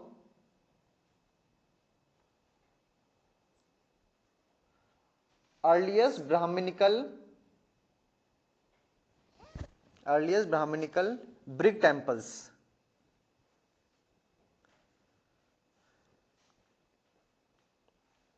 earliest Brahminical brick temples. ठीक है। Language कौन सी use हो रही थी? प्राकृत language use हो रही थी। Language लिखिए। Official language of Satavahanas was. इसके बाद कौन सी क्लास है आप लोगों की? अभी 7 बजे ना? ठीक है, आप लोग रुकेंगे क्लास के बाद आज। ठीक है, क्लास के बाद रुकेंगे। उसके बाद जो छूटा है हम लोगों का, आपका छूटा हुआ है काफ़ी, वो समझेंगे, देन हम लोग लिखेंगे। ठीक है, आप भी।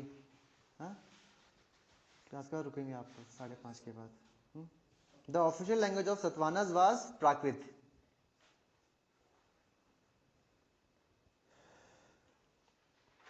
ठीक है, चलिए, ये हो गया है। अब हम आते हैं, लिखिए संगमेज। हेडिंग डालिए संगमेज। आप लोगों को रोक रहा हूँ अभी मैं। ठीक है, क्लास का पूरा लिखेंगे। आओ, आपका काम कल रहेगा, मैंने बताया था, करके आएंगे वो जो चीज़। ठीक है, लिखिए संगमेज। इसमें लिखिए संगम was the college or assembly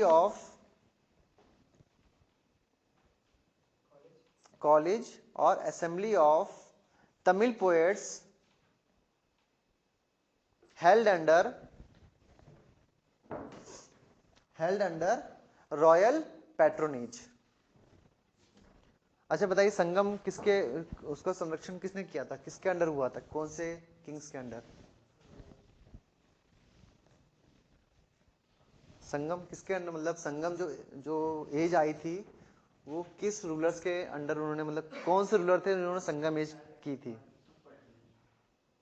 नहीं, आप बताइए। पांड्या रूलर्स। ठीक है, मैं थोड़ा सा स्कूल की तरह ट्रीट कर रहा हूँ, कोचिंग की तरह नहीं है, लेकिन इसमें होगा कि आप लोग सब अटेंटिव रहें। ठीक है, तो सभी लोग मतलब एक नॉलेज गेन करने आए, सब लोग याद रखें। मैं क्लास में से सबको परेशान करता हूँ कुछ। ठीक है, सब लोग ध्यान दें और कोई भी वैसा फील ना करे कि कुछ उसको पॉइंट आउट कर रहा हूँ। पॉइंट आउट करने का मेरा कोई मकसद नहीं है, बस मेरा मकसद ये सब लोग को नॉलेज याद रहे, जाके अब सभी को ध्यान रहेगा कुछ टाइम तक कि संगम एज पांड्या के अंडर हुआ था। ठीक है, अच्छा क्लास के बाद अगर देखा आप लोगों ने, मैंने आपको बताया था वो कैमल के बारे में, वाइल्ड एस के बारे में नहीं टाइम नहीं मिल रहा। ठीक है, लिखिए, संगम वाज अ कॉलेज और assembly of Tamil poets held under royal patronage. इसमें लिखिए, it is stated in Tamil commentary, it is stated that three sangams, next sentence रहेगा, it is stated that three sangams lasted for 9,990 years, attended by 990 years, attended by 8,598 poets, 8,598 poets,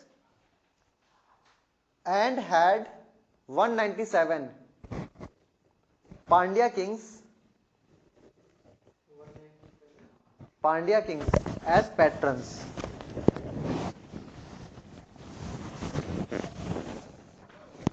This is all exaggeration.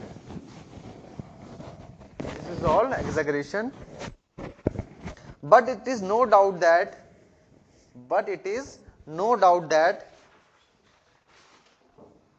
Sangam was held under royal patronage of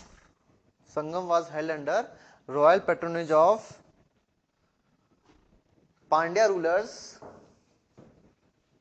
in Madurai.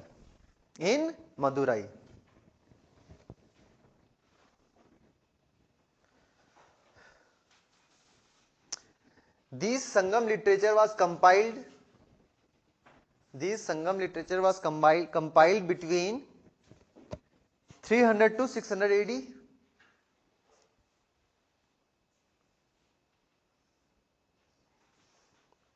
Sangam literature can be divided into two parts.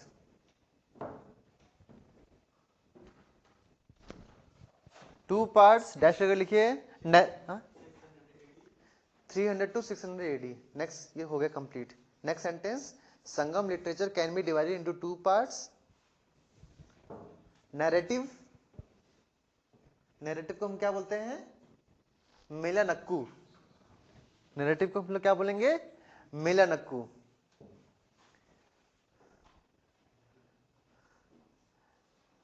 और 18 major work, narrative oblique Melkanakku oblique Melkanakku oblique 18 major work, 18 हाँ जी,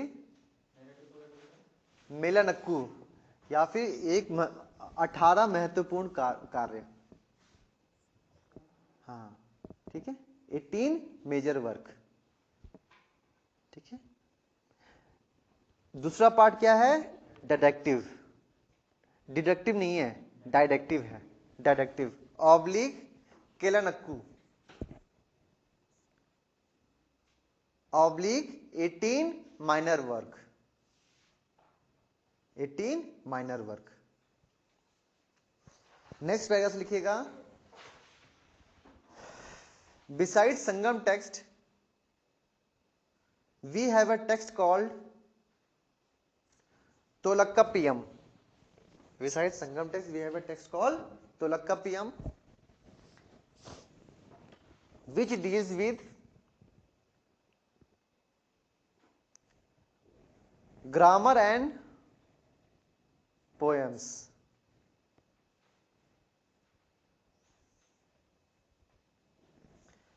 ठीक है। other important Tamil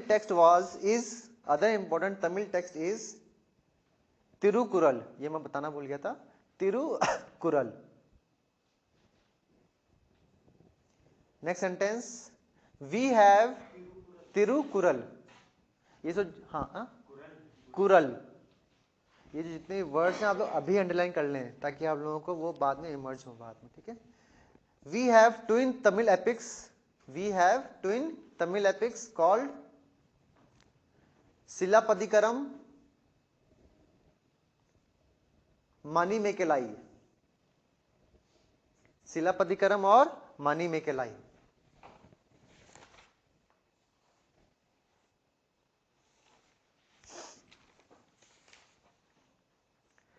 अब हमको हाँ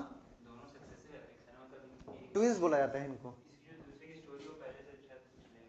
हाँ देखिए आप लोग, इंटरेस्टिंग चीज है। ठीक है, ये स्टोरी में नहीं जाऊंगा मैं। हाँ ठीक है, आप लोग देखिएगा, इंटरेस्टिंग है, ज़्यादा डीप में मत जाइएगा, बस पैराग्राफ विकीपीडिया का पहला पैराग्राफ पढ़ लीजिएगा, पूरी विकीपीडिया मत पढ़िएगा, बस विकीपीडिया का पहला पैराग्राफ या एनसीईआरटी पढ़ लीजिए आप लोग। ठीक है। अब हम लोग आते हैं life in Gupta age. Life in Gupta as,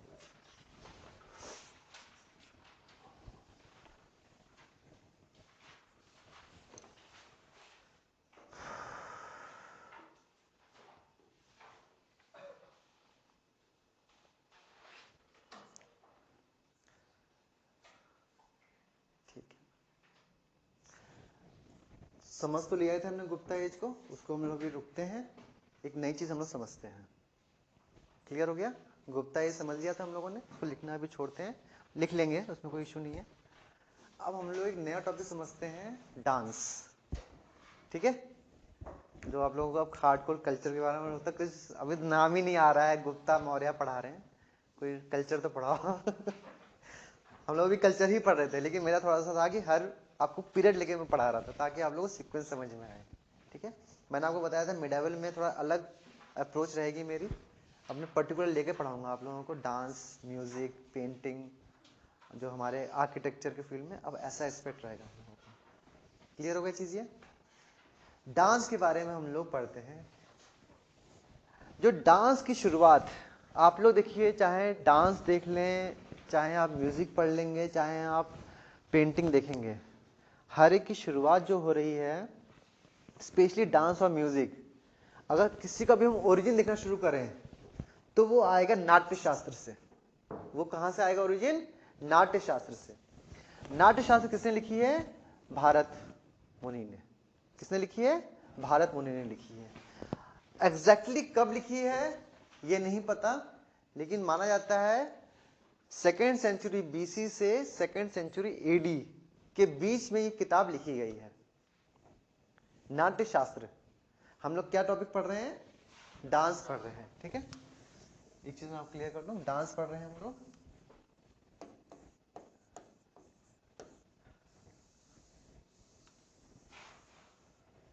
ये जो टॉपिक रहेगा, और इसके अंदर जो हम शुरू में इंट्रोडक्शन पढ़ लेंगे, और इसके बाद जो 5 या 6 डांस आएंगे, ठीक है, वहां से बहुत हाई प्रोबेबिलिटी रहती है, जैसे मणिपुरी डांस आ गया, ठीक है, भरतनाट्यम आ गया, कथकली, कुचिपुड़ी, मेनली मणिपुर हम लोग देखिए, कथक को हम लोग समझते हैं, कथकली हम लोगों को, भरतनाट्यम, इसके बाद तब भी हमको थोड़ी बहुत नॉलेज है, लेकिन मणिपुरी, ओडिसी, इन सब के बारे में हम लोगों को एकदम हम लोग ब्लैंक रहते हैं।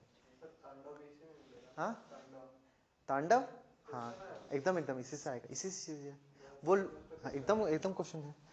हाँ, नागिन डांस है नहीं ना।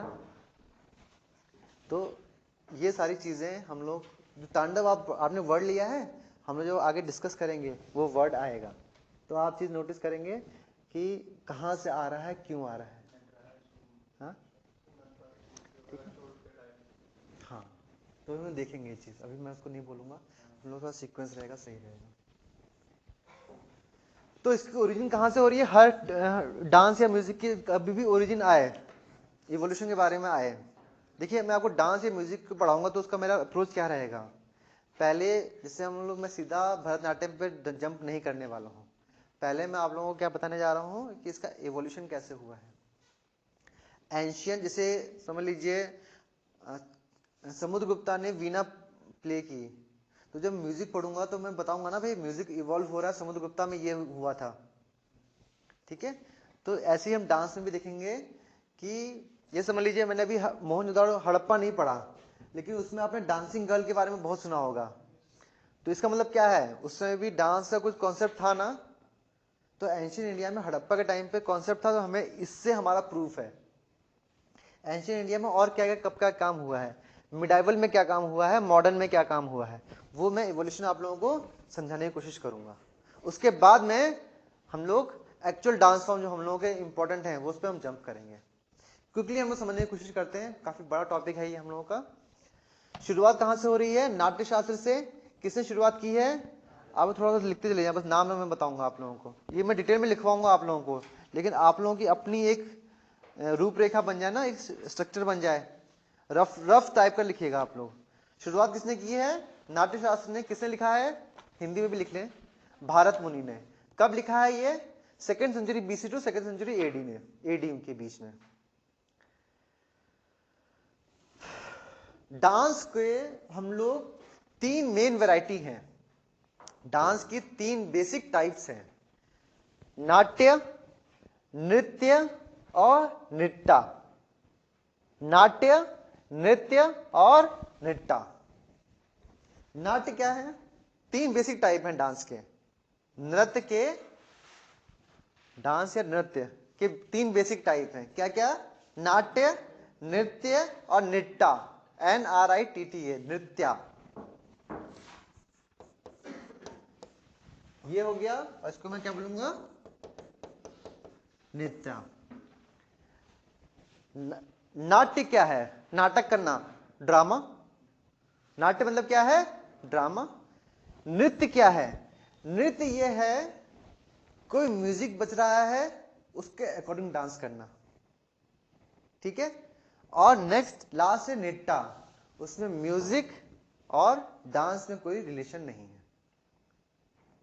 ठीक है, तो 3 बेसिक टाइप हो गए हम लोगों के। एक तो हमारा नाट्य, वो ड्रामा हो गया।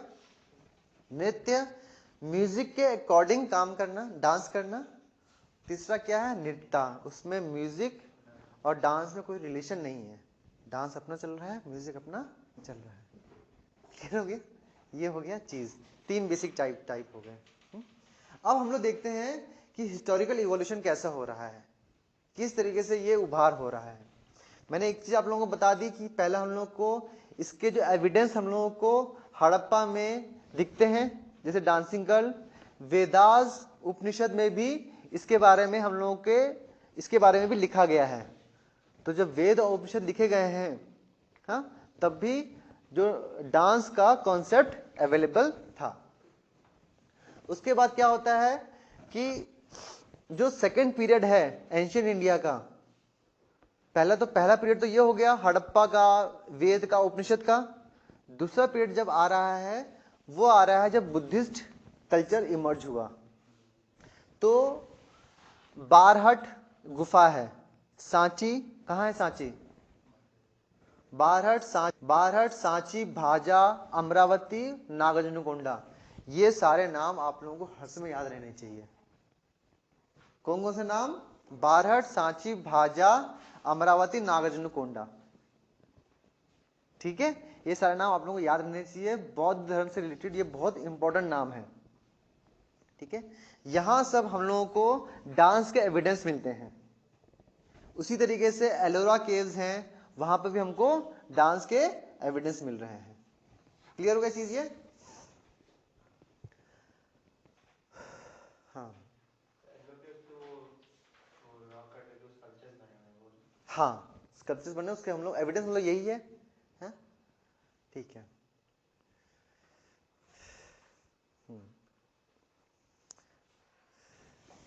उसके बाद क्या है कि अभिनव 13वीं सेंचुरी में, हम लोग जंप करते 13वीं सेंचुरी में, 13वीं सेंचुरी में अभिनव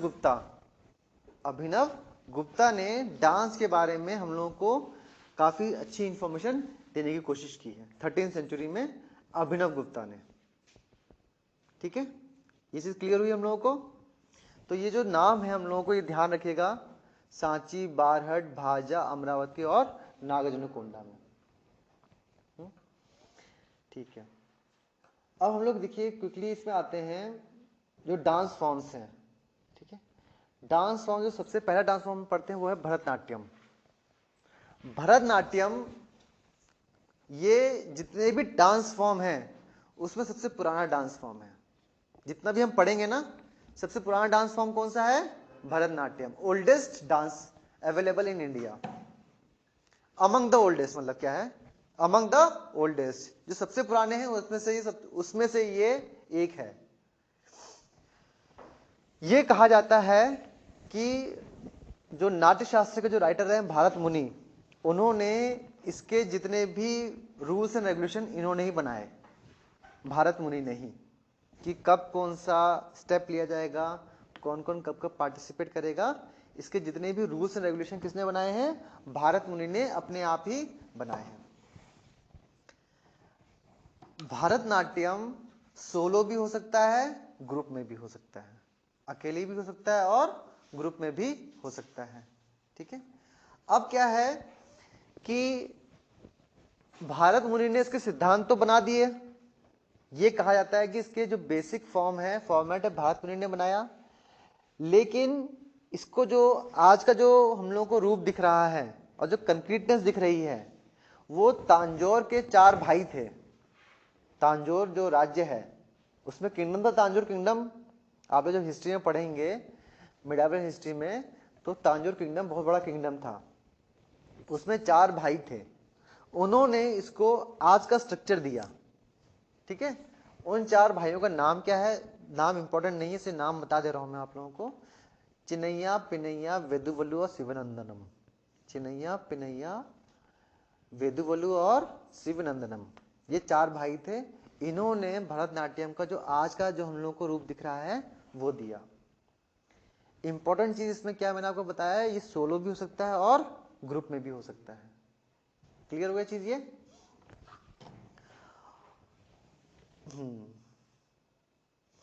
ठीक है, अब क्या है कि एक मैं आपको इंफॉर्मेशन बता रहा हूं, लेकिन ये that is not important, so much important from PT point of view, लेकिन अगर मेंस में आ रहा है तो भरतनाट्यम सिर्फ ऐसे भरतनाट्यम आ गया है, तो हम लोगों को अगर कुछ चीजें लिखने को मिलती हैं तो बेनिफिशियल होता है। लेकिन पीटी पॉइंट ऑफ व्यू से मुझे कभी इंपॉर्टेंट ये चीज नहीं लगी है जो मैं आप लोगों को बताने जा रहा हूं। क्लियर हो गया चीज ये? हाँ, इसमें क्या है कि देखिए, जब जैसे समझ लीजिए कोई भी डांस शुरू होता है, आप लोग अपने बेसिक उससे अंडरस्टैंडिंग बताइए, उसकी शुरुआत किससे होती है? कोई भी डांस होता है उसकी बेसिक शुरुआत कैसे होती है? हाँ, स्टार्टिंग पोज, उसमें भगवान की वंदना से शुरू होती है ना। कोई भी डांस होगा, आपने देखा है भगवान की वंदना की जाती है, भगवान या फिर कोई भी जो गॉडेसेस हैं उनकी वंदना से शुरुआत की जाती है। क्लियर हो गई चीज ये जो स्टेप है किसी भी डांस, जो कल्चरल डांस है, आप नोटिस करिएगा वो वंदना से ही स्टार्ट करेंगे हर डांस को। हाँ, उसको हम लोग कहते हैं अली रिप्पू। इस स्टेप को हम लोग क्या कहते हैं? अली रिप्पू। क्लियर होगा चीज ये? जो वंदना की जाती है भगवान की या फिर जो देवी की वंदना की जाती है उसे हम क्या कहते हैं? अली रिप्पू। ये पहला स्टेप है किसका? भरतनाट्यम का। इसलिए मैं कह रहा हूं this is important from mains point of view, not PT point of view. या वर्ड भी आ सकता है, अली रिप्पू है क्या? पीटी में वर्ड आ सकता है? आ सकता है ना अली रिप्पू? हाँ, बट ये बहुत ही रिमोट चांसेस है, मैं आपको पहले ही बता रहा हूँ। नेक्स्ट जो इसमें आ रहा है स्टेप है वो है जाति स्वरम। नेक्स्ट स्टेप क्या है? जाति स्वरम। इसमें क्या होता है कि म्यूजिक बचेगा, उसके अकॉर्डिंग वो अपने जो स्टेप्स है वो प्रेजेंट करेगा। क्लियर हो गया चीज ये? उसके बाद आता है शब्दम। शब्दम में क्या होता है? कार्नेटिक म्यूजिक, डांस थोड़ा सा पीछे की तरफ जाएगा, म्यूजिक इमर्ज होगा ज्यादा, डांस थोड़ा सा स्लो हो जाएगा और म्यूजिक थोड़ा सा लाउड हो जाएगा। ये होता है शब्दम। लास्ट में क्या आता है? वर्णम। वर्णम क्या होता है? जब डांस पूरा एकदम एंड पे आ रहा है और जब एंड जा रहा है तो फिर वो थोड़ा सा उसमें इंटेंसिटी बढ़ जाती है डांस की। ये हम लोगों का लास्ट स्टेप रहेगा। हाँ, क्लियर हुआ? तो पहला क्या रहेगा हम लोगों का? अलिरिप्पू, देन हम लोग जाति स्वरम, शब्दम, उसके बाद क्या है? वर्णम। 4 स्टेप में ये पूरा डांस हम लोगों का कंप्लीट होता है। मुझे हर समय अलिरिप्पू वर्ड काफी इंपॉर्टेंट रहा है क्योंकि यहां से हम लोगों की डांस की शुरुआत हो रही है। क्लियर हुआ चीज ये? नेक्स्ट जो आएगा हम लोग का डांस है वो है कथक। कथक कहां का डांस है? हाँ जी, केरला का कथक यूपी का डांस है। नॉर्थ इंडिया अवध कथकली, ठीक है। मैं क्यों पूछा? क्योंकि कंफ्यूजन होता ही होता है, हर एक कोई वहां पे जाके कंफ्यूज हो जाते हैं। कथक कथकली में भरतनाट्यम, तो बोलते हैं भरतनाट्यम केरला का है, कथकली तमिलनाडु का है, कंफ्यूजन होता है बहुत ज्यादा।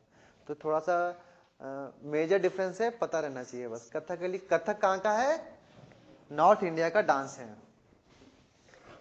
इसको हम लोग नटवरी डांस भी कहते हैं। नटवरी, नटवरी नृत्य भी हम लोग कहते हैं। ये कहां पे इसका जो पैटर्न, जो इसको सबसे प्रमोशन किसने दिया? अवध के नवाबों ने। अवध के नवाबों ने इसको काफी इसका प्रमोशन किया। हम म्यूजिक में 2 वर्ड पढ़ेंगे, तप्पा और ठुमरी। तप्पा और ठुमरी। तो जो कथक डांस होगा तो म्यूजिक कौन सा बजेगा? टप्पा या ठुमरी म्यूजिक बजेगा।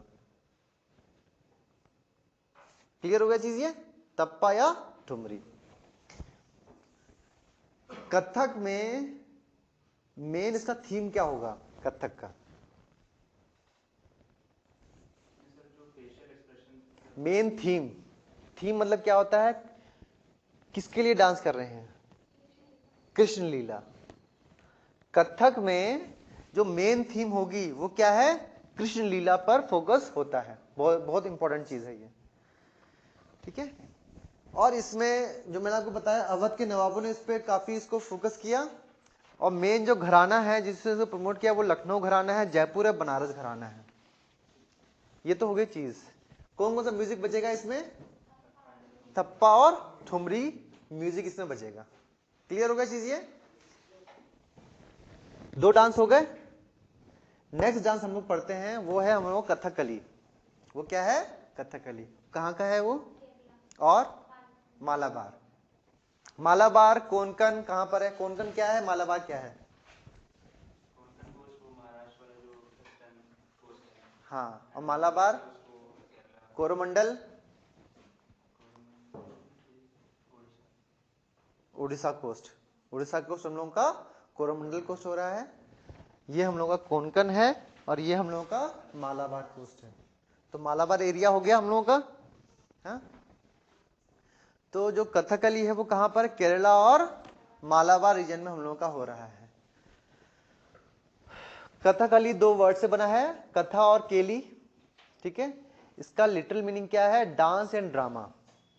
कथकली का मतलब क्या है? कथा, केली, डांस या ड्रामा। Dance drama. कथा मतलब डांस, केली मतलब ड्रामा।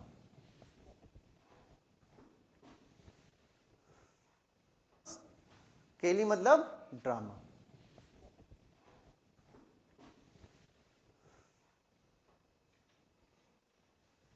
ठीक है।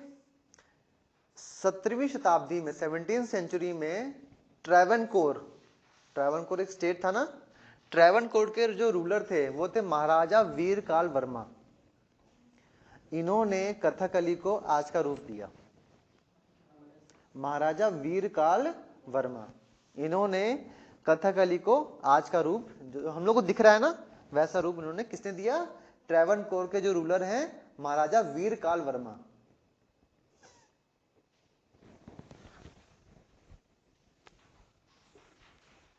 कथकली इमेजिन करिए कैसा, मतलब उसमें क्या होता है, मुझे कुछ बताइए रूपरेखा। डांसर क्या होता है, क्या होता है? शरीर के हाव भाव को, फेशियल एक्सप्रेशन, शरीर का हाव भाव है वो अलग डांस है, वो मणिपुरी डांस है, हम पढ़ेंगे उसको। देखिए जो आप, मैं यही कह रहा हूँ इस पे, अभी मैंने आपको बताया नहीं, बस मैं पूछ रहा हूँ, ठीक है। फेशियल एक्सप्रेशन पे जोर क्या, मेकअप बहुत ज्यादा रहेगा, हाँ बहुत ज्यादा एकदम एक्सट्रीम कलर्स यूज किए जाते हैं, ठीक है। और आपने देखा होगा यहाँ पे जो, ठीक है, हाँ वाइट लाइन होगी, उसे हम चूटी कहते हैं। क्या कहते हैं? चूटी। मैंने आपको एक डांस बताया था, वो डांस सोलो भी हो सकता है, ग्रुप भी हो सकता है। कौन सा डांस है वो? भरतनाट्यम, ठीक है।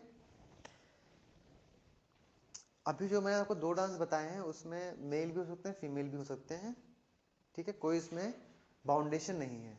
लेकिन कथकली में सिर्फ मेल होंगे, कथकली में सिर्फ मेल होंगे। जब हम कथकली पढ़ रहे हैं ना, कथकली में सिर्फ मेल्स होंगे। फीमेल का भी रोल कौन करेगा? मेल ही करेंगे। अगर कोई फीमेल कैरेक्टर आ रहा है तो उसका रोल भी कौन करेगा? मेल करेंगे। क्लियर हो गया चीज ये? इसमें मैंने आपको बताया एलॉबरेट फेस मेकअप होगा, फेस पे बहुत ज्यादा जो फेशियल एक्सप्रेशन होता है, आई मूवमेंट, ठीक है, उस पर बहुत ज्यादा फोकस किया जाता है। और मैंने आपको ये बताया कि जो इसको चुट्टी कहा जाता है, और इसमें जो हेड ड्रेस होती है वो हायरार्किकल होती है। हायरार्किकल मतलब क्या होता है? जो इंपॉर्टेंट कैरेक्टर है, जो इंपॉर्टेंट प्लेयर है, जो प्ले करेगा, उसका एक अलग हेड ड्रेस होगा, जो लेस इंपॉर्टेंट कैरेक्टर है उसका अलग हेड ड्रेस होगी। तो हेड ड्रेस पे भी फोकस होता है। और एक्सक्लूसिव डोमेन ऑफ, यहां पर सिर्फ कौन प्ले करेगा? मेल प्ले करते हैं और कोई प्ले नहीं कर रहा है। 3 डांस हो गए, कौन कौन से?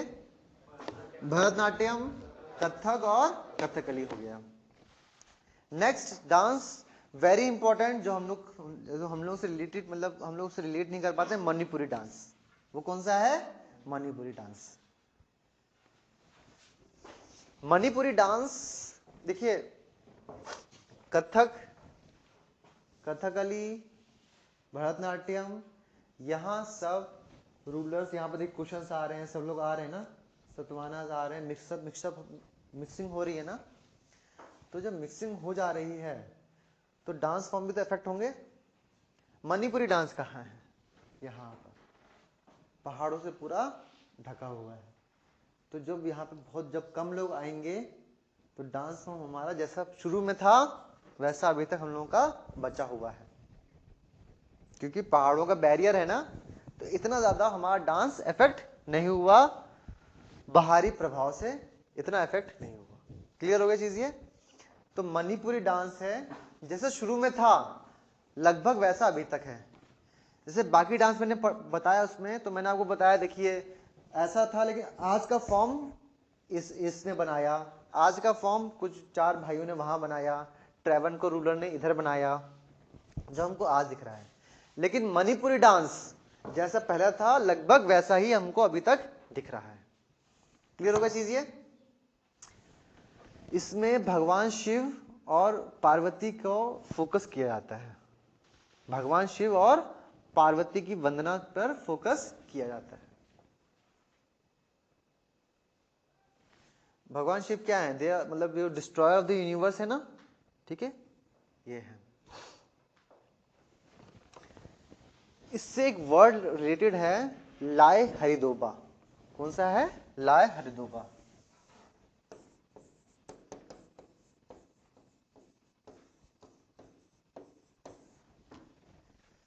लाय हरिदोबा, ठीक है। ये एक डांस फॉर्म है जो मणिपुरी डांस जब इमर्ज हुआ था, बना था, उससे पहले का डांस फॉर्म है लाय हरदोबा। तो जब मणिपुरी डांस बना तो वो इससे इमर्ज हुआ। किससे, किस डांस फॉर्म से इमर्ज हुआ? लाय हरिदोबा से इमर्ज हुआ। हाँ? इसका मतलब क्या है? मतलब क्या है कि merry making of gods. Merry making क्या होता है? जब सारे गॉड अपने आप में जब खेलते हैं तो जो डांस इमर्ज हुआ वो क्या है? लाय हरिदोबा। लाय हरिदोबा का लिटिल मीनिंग क्या है?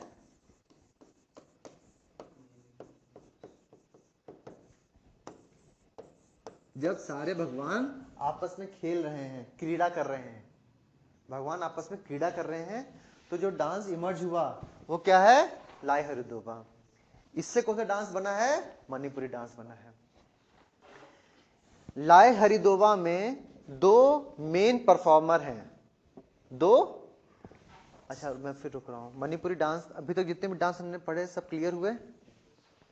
मणिपुरी डांस में हैं हम लोग। पहली चीज मैंने आपको क्या बताया मणिपुरी डांस में? नहीं, इससे पहले भी मैंने कुछ बताया आपको कि ये पहाड़ों से ढका हुआ है, बैरियर है, तो जैसा बना था लगभग वैसा ही हमको अभी तक अवेलेबल है। ये चीज बताई मैंने आपको। फिर इसमें भगवान शिव और पार्वती की वंदना के बारे में बताया मैंने आप लोगों को। मणिपुरी डांस किससे इमर्ज हुआ है? उससे पहले का एक डांस फॉर्म है जिसका नाम क्या है? लाय हरिदोबा। लाय हरिदोबा का मतलब क्या है? भगवानों की, अनेक भगवानों की क्रीड़ा, मैरी मेकिंग ऑफ गॉड। जो लाय हरिदोबा है उसमें दो मेन परफॉर्मर हैं। जो डांस दो मेन होंगे, एक है उसमें पुजारी, दूसरा है पुजारिन। पुजारी और पुजारिन, प्रीस्ट एंड प्रीस्टिसेस। प्रीस्ट को हम क्या बोलेंगे? माइबा। क्या बोलेंगे? माइबा। और जो पुजारिन है उसको हम क्या बोलेंगे? माइबी। क्या बोलेंगे?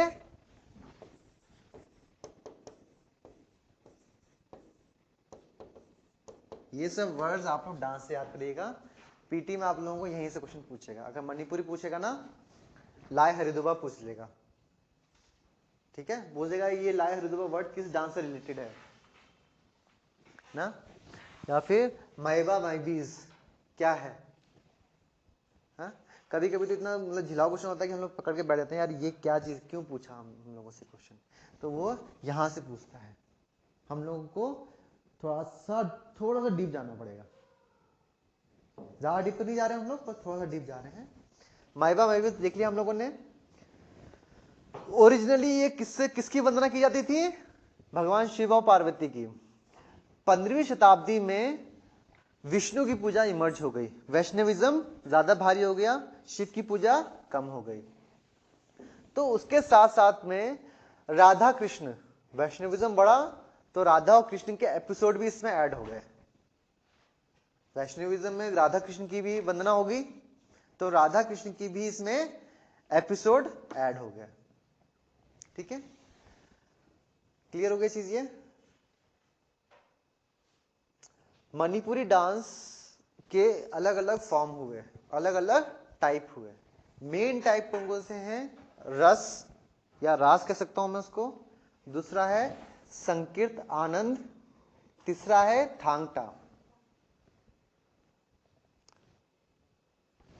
लाय हरिदोबा समझ में आया? लाय हरिदोबा से मणिपुरी आया। मणिपुरी फॉर्म, मणिपुरी डांस के 3 टाइप है मेन। पहला क्या है? रास या रस। दूसरा क्या है? संकेत आनंद। तीसरा क्या है? थांगटा। क्लियर हुआ चीज ये? थांगटा। माइबा माइबीस क्या है? कुछ कंफ्यूजन बताइए। माइबा और माइबीस क्या है? मेन परफॉर्मर्स हैं, ठीक है, और वो प्रीस्ट और प्रीस्टिसेस कहलाई जाती हैं। हाँ? वर्ड आ जाता है थांगटा। थांगटा क्या है? मणिपुरी डांस का मार्शल आर्ट, इसे मार्शल आर्ट है।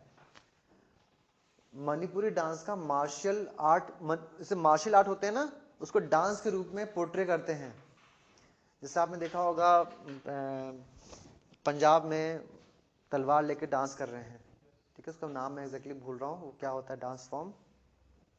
मैं जब रीजनल डांस पढ़ाऊंगा तो मैं बताऊंगा आप लोगों को। तो वैसे ही डांस में मार्शल आर्ट को दिखाना है, वो क्या है, थांग टा। थांग टा मतलब थांग टा में क्या होगा, डांस के थ्रू हम लोग अपनी मार्शल आर्ट की जो खूबी है उसको दिखाते हैं मणिपुरी लोग। तो थांग टा क्या है, martial dance form of Manipur. बताइए कोई कंफ्यूजन नहीं? इसमें टिपिकल जो वर्ड्स हैं, आप लोगों का काम ये रहेगा, इसमें सिर्फ ये चीज है जो वर्ड्स हमको समझने हैं, ठीक है, वर्ड समझने हैं। शिव पार्वती वैष्णु राधा कृष्ण, ये चीज हम लोगों को समझनी है, ठीक है। नेक्स्ट रह गया हम लोगों का उड़ीसा, कुचिपुड़ी और सतरैया। उड़ीसा जो लास्ट 3 बचे हैं, ये हम लोग यहीं से क्वेश्चन आएगा, सतरैया से। सतराज, सतराज क्या होते हैं, ये सब चीजें हैं, ठीक है। यहाँ पर हम लोग अपनी क्लास रोकते हैं, कल हम लोग उसको पढ़ते हैं, क्योंकि मेरे ख्याल से सुबह से यही हो रहा है, मैं पढ़ा रहा हूँ थोड़ा सा। यहाँ पर क्लास रोकते हैं हम लोग, कल हम लोग कंटिन्यू करेंगे। जो गुप्ता से हम लोग को बचा है वो लिखना है हम लोगों को, और डांस को हम लोग जो समझा है वो लिख के आगे समझेंगे, और होपफुली कल हम लोग म्यूजिक भी कंप्लीट करेंगे, ओके। कोई डाउट हो तो पूछिए आप लोग, क्लास हम लोग यहाँ पे कंक्लूड करते हैं अपनी। कोई डाउट पूछिए।